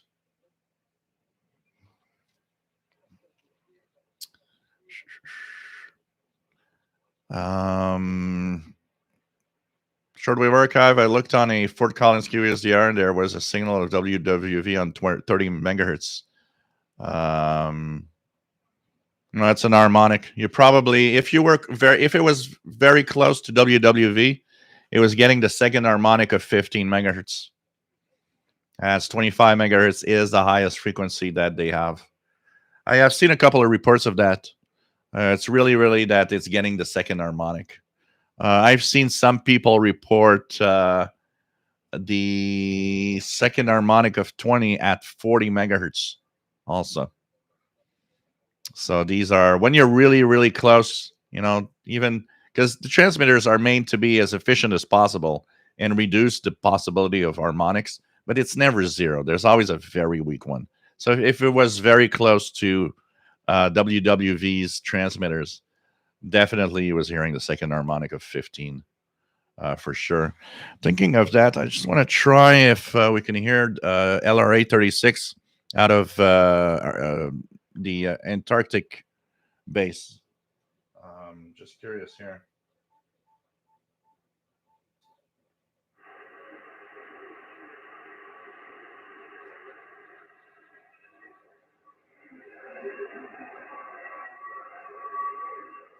Hearing LRA 36. It's not super strong, but it's there. I am hearing LRA 36 on 15476 with some talk.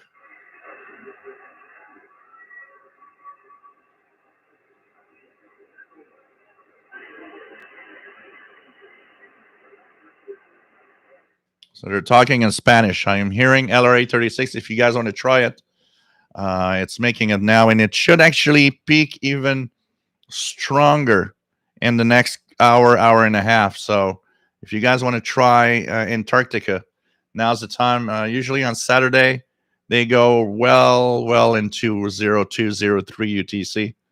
So if you guys want to check it out, LRA 36, 15476. Actually, it's kind of 1547599 or something.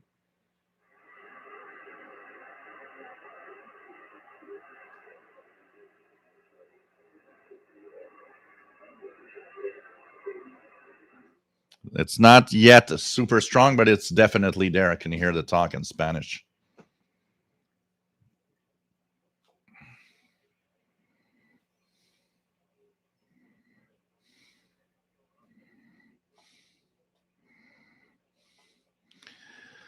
Take care, TB Ostrowski. Stay safe. See you next time.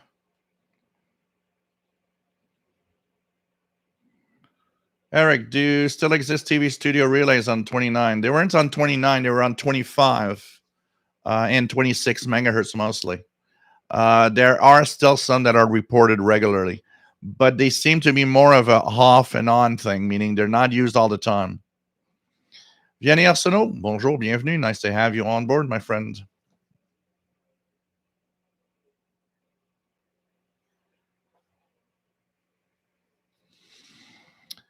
RJ Dakota read 38 degrees on the backyard thermometer this morning. Wow.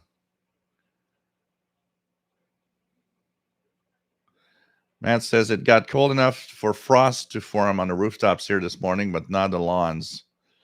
So here we haven't had the average of frost date in Montreal is around October 15th.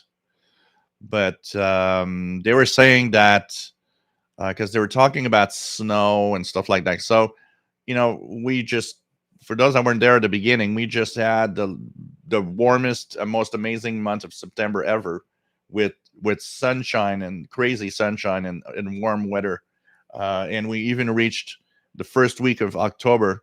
We reached 80 Fahrenheit almost every day. We broke heat records like crazy this last few weeks. So now things are going to cool down. And we'll have a lot of rain today, and we'll be like in the 50s, 60s. What they were saying is that so October 15th, usually here in Montreal, is the average. But they were saying that when they look long term until November, they can't really see frost in Montreal at least before the first week of November. So we're not there yet. We're not there yet, for it seems. But and there are some places that will see a little bit of snow up north, but we're not there yet. Also for the snow.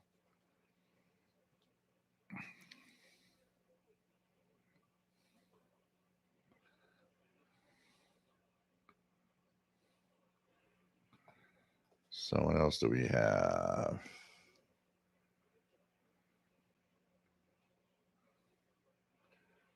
Just going down, guys. Sorry. Thank you, Sheila, for the donation, and you will be part of the November Zoom. So make sure I've got your email. I think I do, but make sure I got your email so that I can send you the Zoom invitation for November.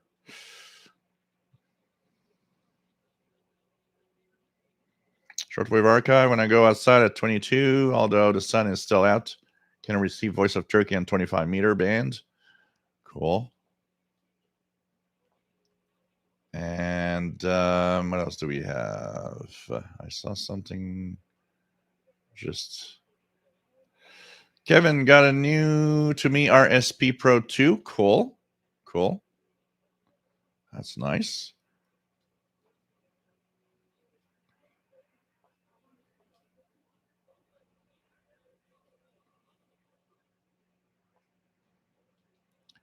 I can just barely hear it mixed with the noise floor, says Dwayne. Cool.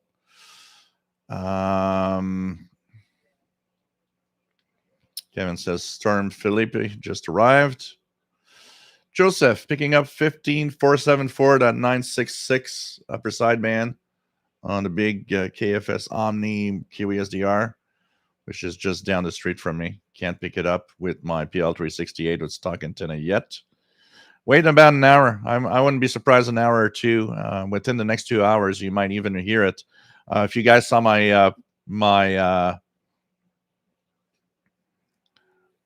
so when we're going to be in in the proper time, you'll get it. I got it with my portable receiver the other day. I wouldn't be surprised you could also. And they're not using their new transmitter yet. A lot of people are saying, "Oh, they have that new kilowatt transmitter." Nope, they're still on 300 watts. Believe it or not, that's 300 watts, and it's getting up here. Pretty cool. Metalunar, do you know if there is any radios that are still in new production that support AM stereo? None that I know of, honestly.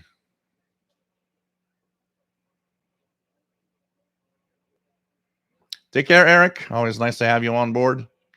The next Zoom is November for the private Zoom, meeting for those that donate. So we had the one in September. Next one will be in November. We're gonna try to do it every 2 months, as not to zoom out too much. I want to give it time to have enough people. I'm afraid if we put it in October, we're going to be really just a small amount of people. So I want to make sure that I give the time to try to get as maximum amount of people into the live show, into the Zoom meeting. Sorry. Thank you, Mike WDX, for the tip. Much appreciated. Rob Ranger Channel, thank you so much. I can keep the snow, chat. Oh, man. I actually like snow, so I got no problem with that. But anything else? No problem, Craig. So we're down to chat. I'm down. There's a couple of questions I wanted to answer today that I got through the email. Just do here. Focused. Go. Okay. Apparently I'm live, according to some.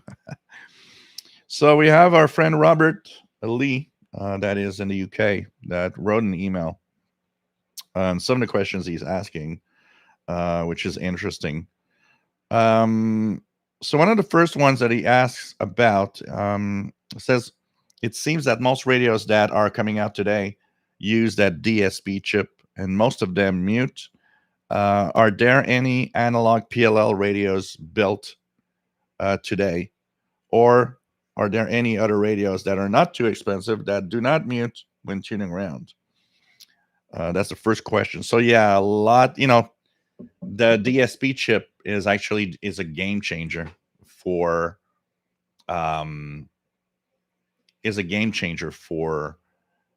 the radio industry, because it's a chip that's so cheap, and no, all of those, by the way, all of you that will have donated, that I already had your email, you don't have to give me your email again, because I know that I've got it. But if you have donated and you're not sure I got your email,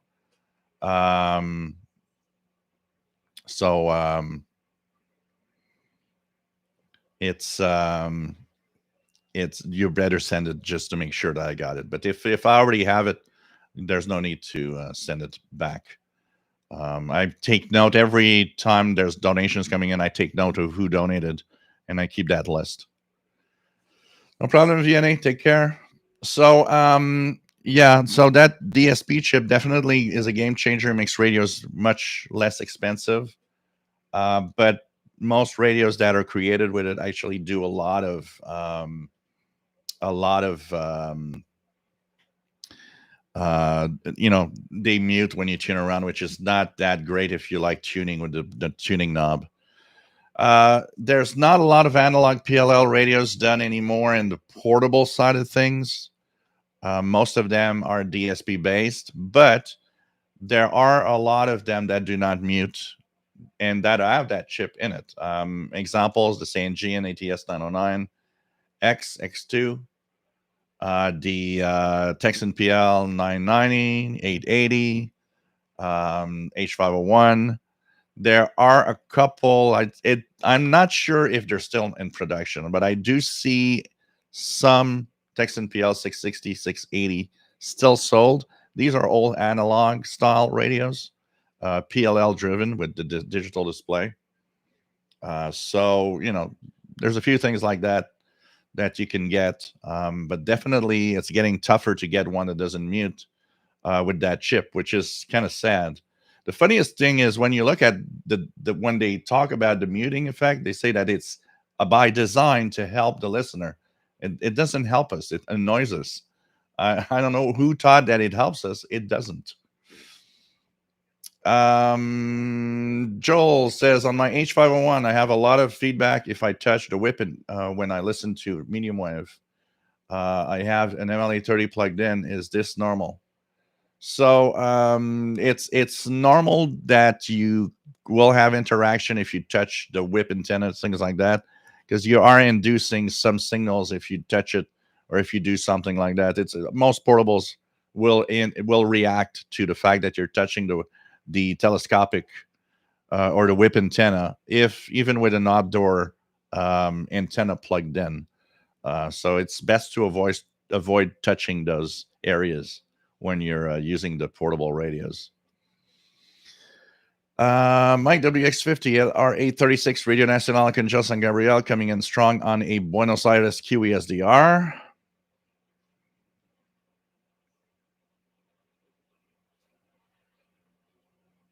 Dwayne says picking it up better now than I was 15 minutes ago on the PL990. Cool.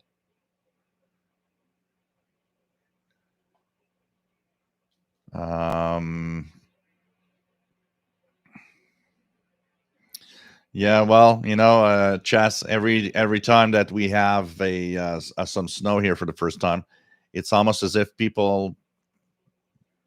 we never had it. People are just dumb in driving their cars.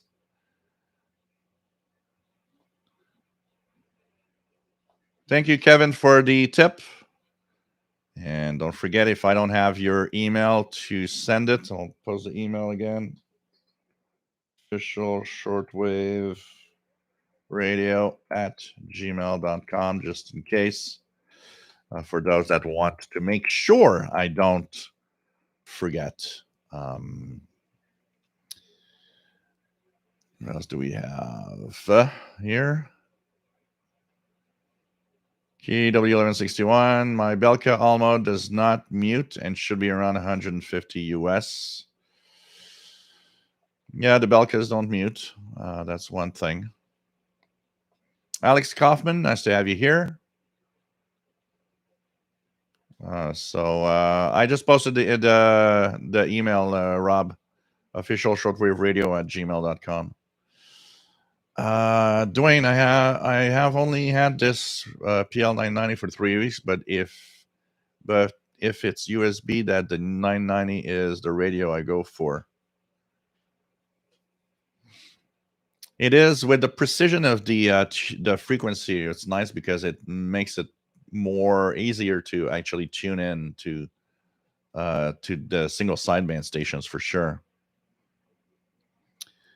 So thank you for the tip, Kevin. VE1 TV. Matt, MDK2, Spanish language rock song on LA36, found a QESDR in Northwest Argentina. It's got a strong signal there.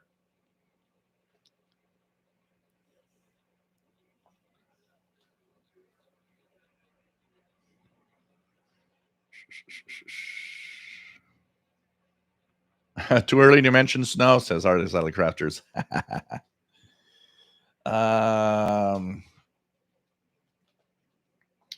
Well, I work from home, so I'm the one that looks at the snowstorm outside, and I'm like, hey, Let's have a little coffee. Just take it easy.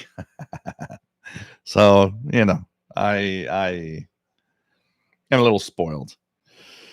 Okay, next question that we have, and it concerns my videos, my series of videos on utilities, the medium wave utilities that I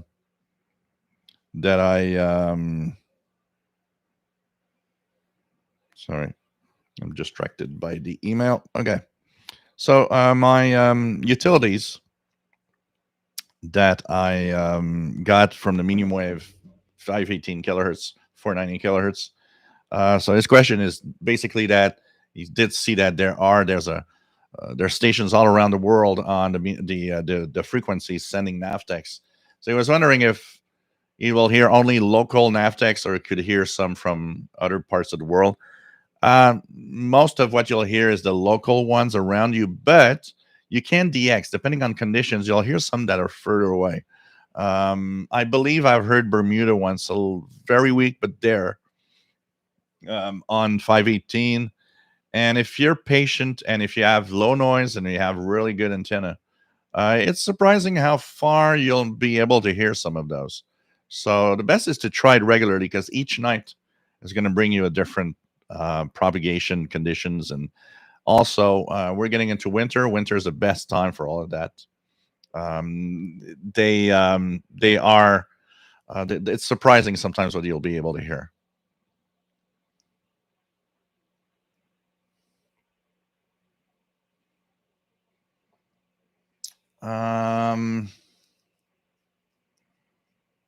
What else do we have? Chrissy Freitas, I'm glad that I managed to get a new PL660 when I did back a month ago. It dawned on me that the radio has been out for over a decade, and I wouldn't be surprised that Texan is phasing out old stock. That's what I'm thinking. A lot of people seem to slowly say that they're having a harder and harder time to find the PL 660, 680. And so I have the impression that maybe they're not even being in production anymore. It is possible that they just are pushing out the stock that they have of those radios, and once that stock is gone, it's gone. So it's time to get one of them before. Voice of Turkey 11785 coming in well.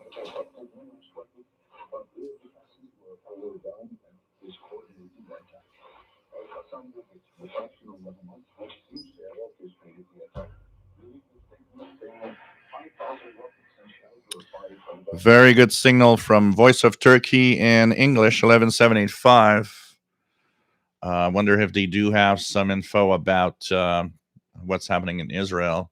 I wouldn't be surprised that they have their own point of view on the subject, which is the reason we listen to Shortwave. See everybody's point of view and see what happens, for sure. So that's there. And of course, LR836. Getting stronger. It is getting stronger. So some music right now.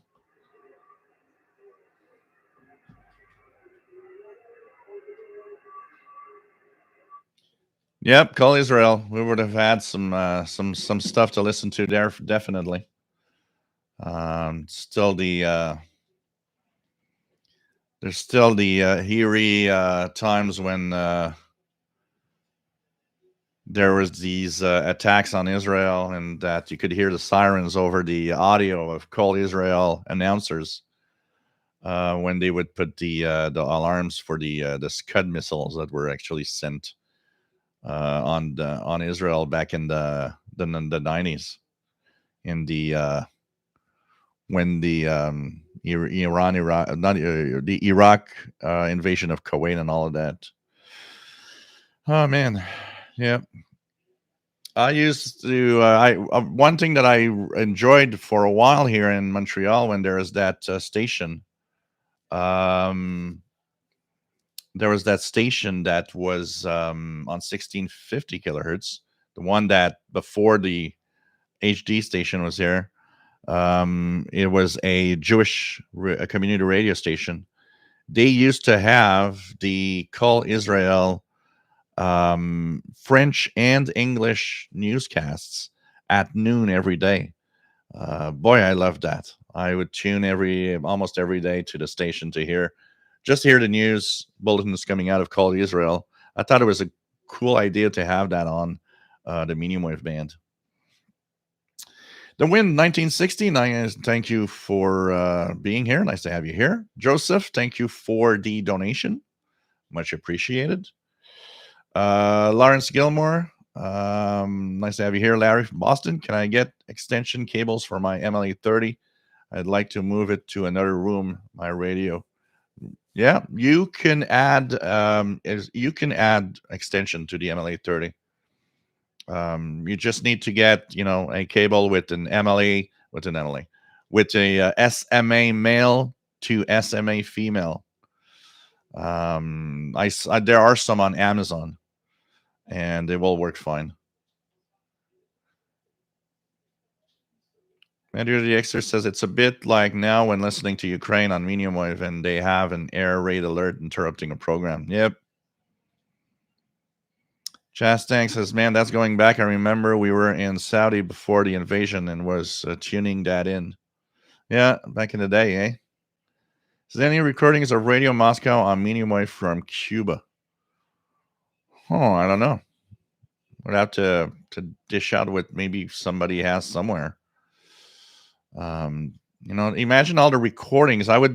That's one thing that I would like, all the recordings that are probably out there that unfortunately it's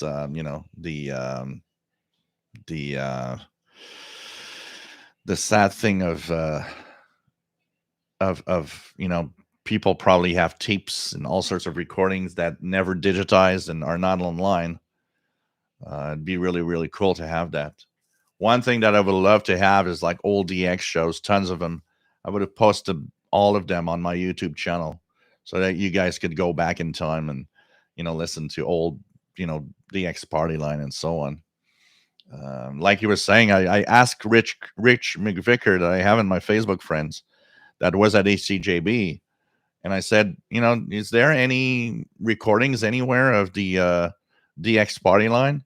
And he said the reason there was none available from the station is that every week they would record over last week's show on the same tape.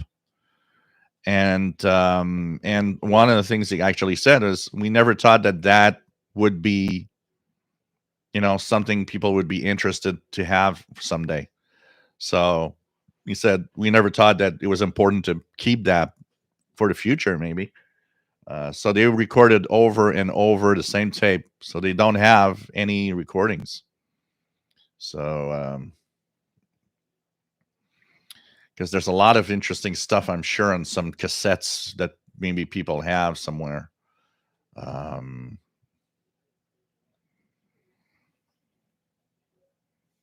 Yeah, like I was saying, Rob's radio channel, an HD radio format that continues to have its analog on can be received on a vintage radio. It's just that you won't have the HD part, the audio, the better audio. But there are some HD stations, like in the US, there are a few HD stations that are HD only. Those you cannot. Those you will not hear on the vintage radio.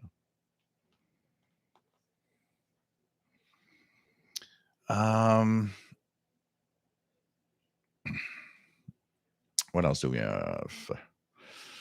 we have? So Lawrence Gilmore, let's have you here. Check out what's in the different things. Craig, for the postal address, write me an email or just go to curioushead.com and look at my Victor Echo 2 Zulu India. So it should be available.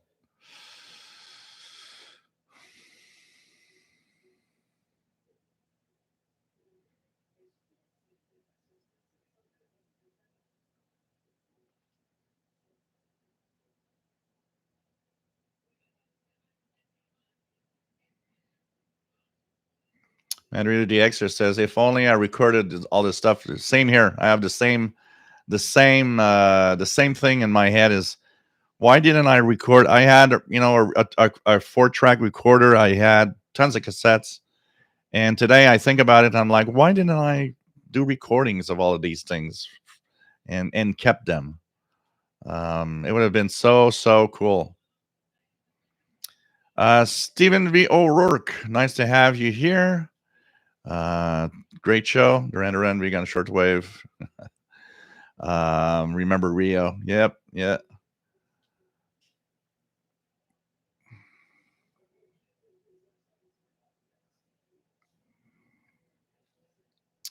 D. Matthews, remember Simon Mason's number stations website and all kinds of shortwave radio and number stations recordings.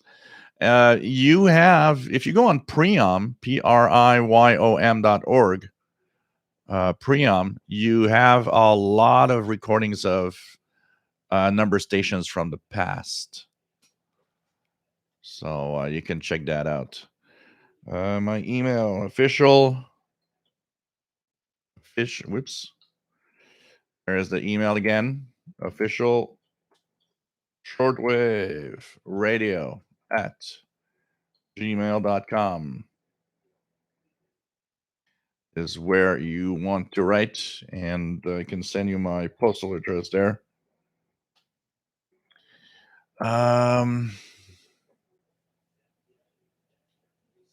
King in the Xer says that. So Chastang says I had some cassette recordings from the late 80s, but all got thrown away. She thought it was just old junk. Yeah. That is sad. King and the Extra have shortwave recordings and audio cassette, but only of station WWVWWVH from 2008. Shortwave Archive, there's a 1980s recording of Radio Australia opening program for North America with a song about welcoming you to Radio Australia.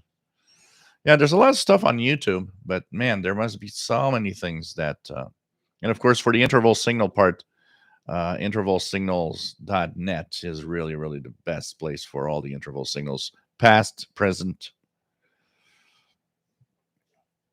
My WX50 recorded a lot of interval signals back in the 80s as well, but luckily there were YouTube channels with lots of those. Yep.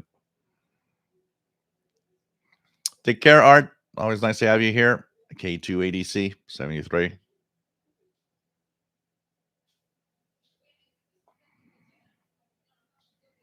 I am doing a lot of the recordings today, though, on the Yaesu, because there's the SD card I can record to. It makes it so easy for me to just press the record button on the radio and record everything. So this is kind of cool because I'm going to take out the SD card and transfer all of the MP3 of all the recordings of stations. So eventually I'll have probably a nice collection from different stations and different things I hear.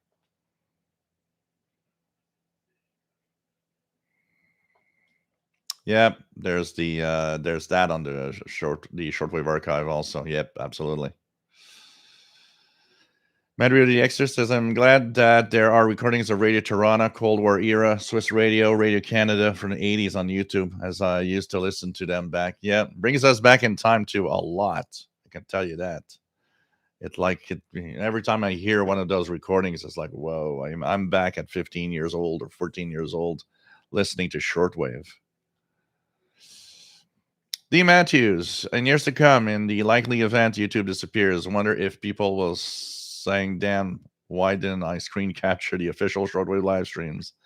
Yeah, I don't think for a foreseeable future that will happen. And I think YouTube has become such an archive of so many things that there will always be some preservation going on of everything that's on it, you know, because YouTube now has history stuff, shows that we've never had any other recordings of, all there. You know, it's like when they talked about, because one of the things that they did say is that Google wanted to tell everybody that they will be removing a lot of, you know, every Gmail account that is inactive for the last 2 years will be removed. And they said that the only thing that you could do to keep it is just simply to sign in and sign out. It's as long as there was one sign in on the account in the last 24 months, it's going to stay active. But what happens is that there's a lot of people that said, wait a minute, if you do that, you are going to remove the YouTube accounts associated with that. There's a lot of stuff on YouTube that people put up, but they just abandoned their Google account and don't use it anymore. So when that happened, they came back and said, okay, here's what we're going to do. We're going to remove every Gmail account that hasn't been active for more than 2 years, except the ones that are linked to a YouTube account, so that the YouTube videos will stay there. So I thought, yeah, okay, that's good. That's good, because I mean, we could have lost a lot of stuff on YouTube.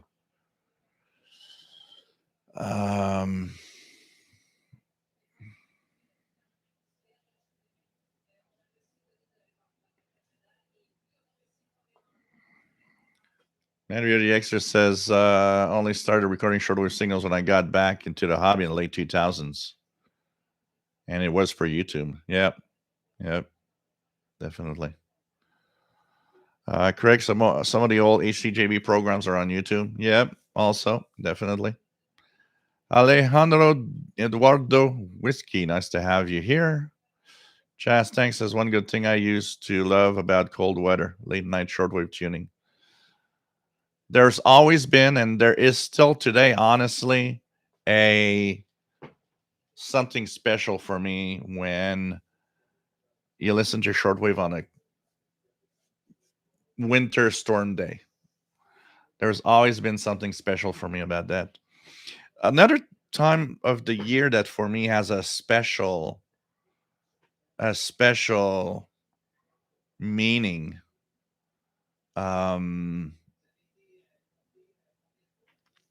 around Christmas for some reason.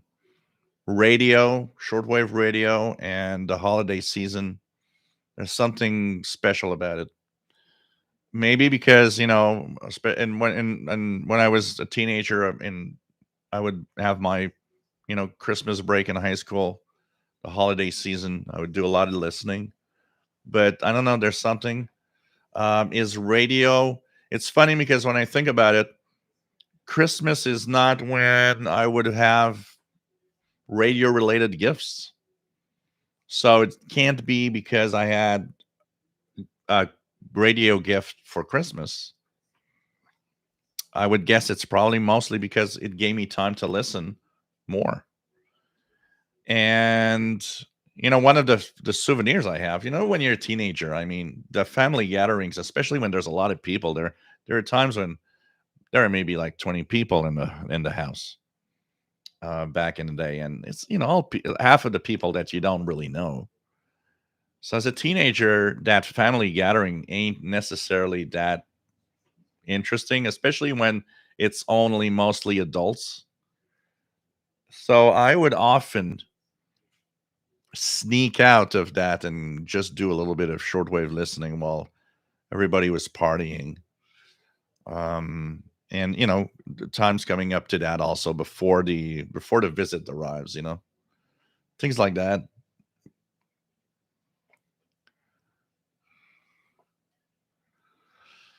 Take care, Darren Rogers. Always nice to have you on board.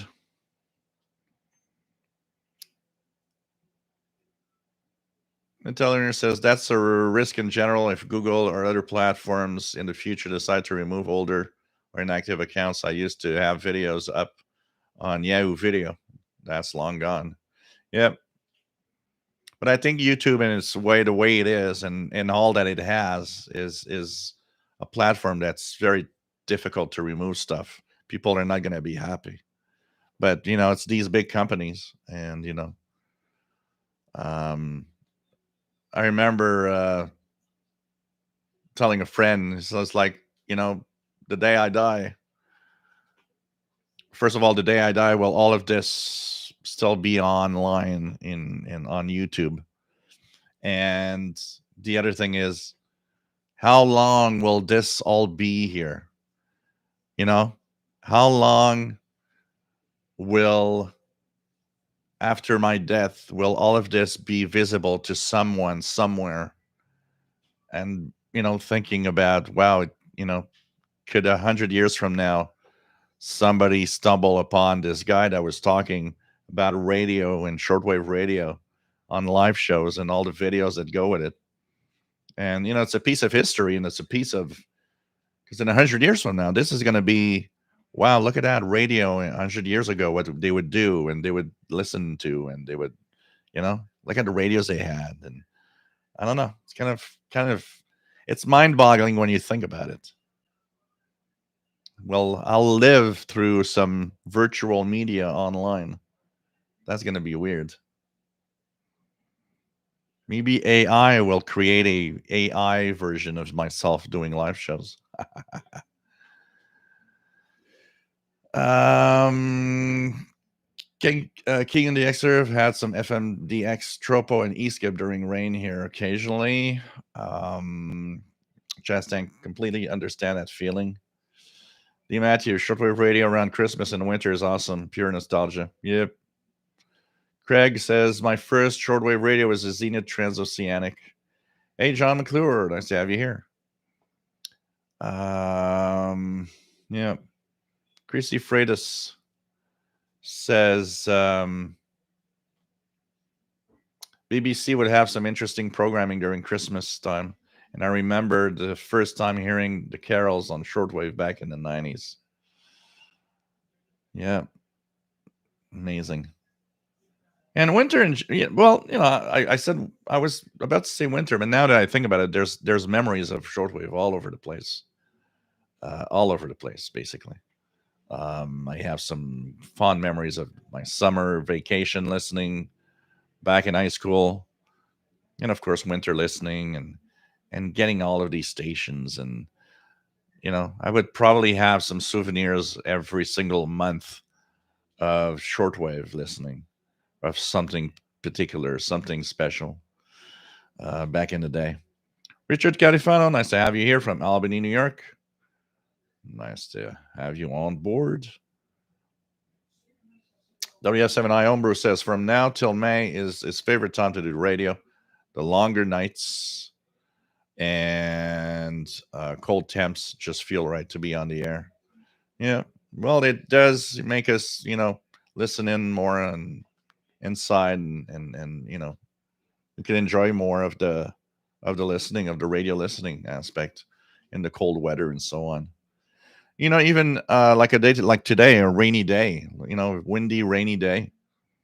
You're inside in the warmth of your home and tuning around the bands. It's kind of cool.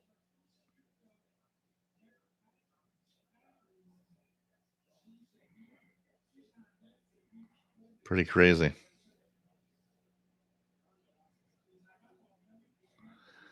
Craig loved the series of QSL cars that HCJB had. Oh yeah. Oh yeah. There's still some QSL out there. You can still QSL, but it's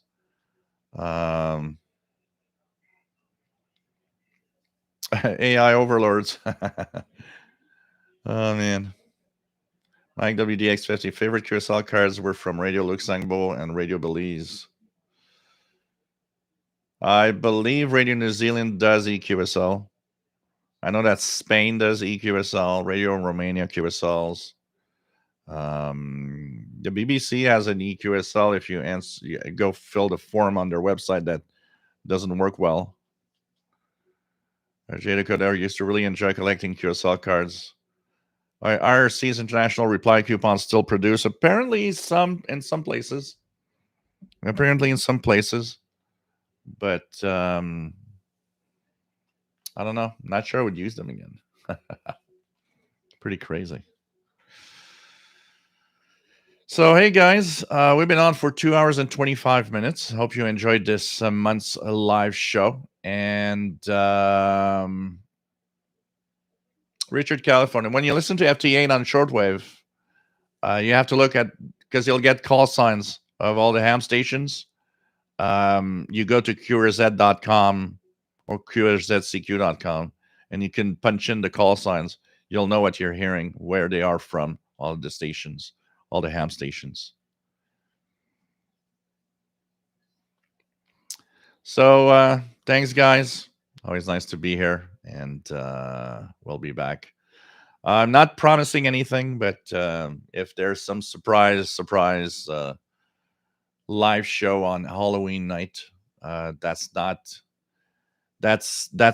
possible. Who knows? Will depend on what I'm doing and so on. But that could be a possibility. So I'll be thinking about that. So thanks, guys. I know you guys, a lot of you missed the weekly shows, but for now, it's better for me to continue like that for now. But we'll see as time goes by. So take care, everybody. Always enjoying being here, and see you. So for the next show, it's November officially, November the 4th, Saturday, November the 4th, 20 hours UTC. And who knows, maybe surprise Halloween if I feel like it. So take care, guys. Thanks for the donations. Remember, once again, those that have donated for the show through the super chat here or maybe on a video, make sure I've got your email address so that I can send you the Zoom link for the special Zoom in November. And remember that PayPal donations are also accepted through this email, and that you make sure that I have your email. I thought that every PayPal donation gave automatically the emails, but no, it does not. So thanks, everybody. Stay safe. Love you all. And if only Jill had some wine, we'd be only 1/3 of the way through the show. So take care, guys. Stay safe. Love you all.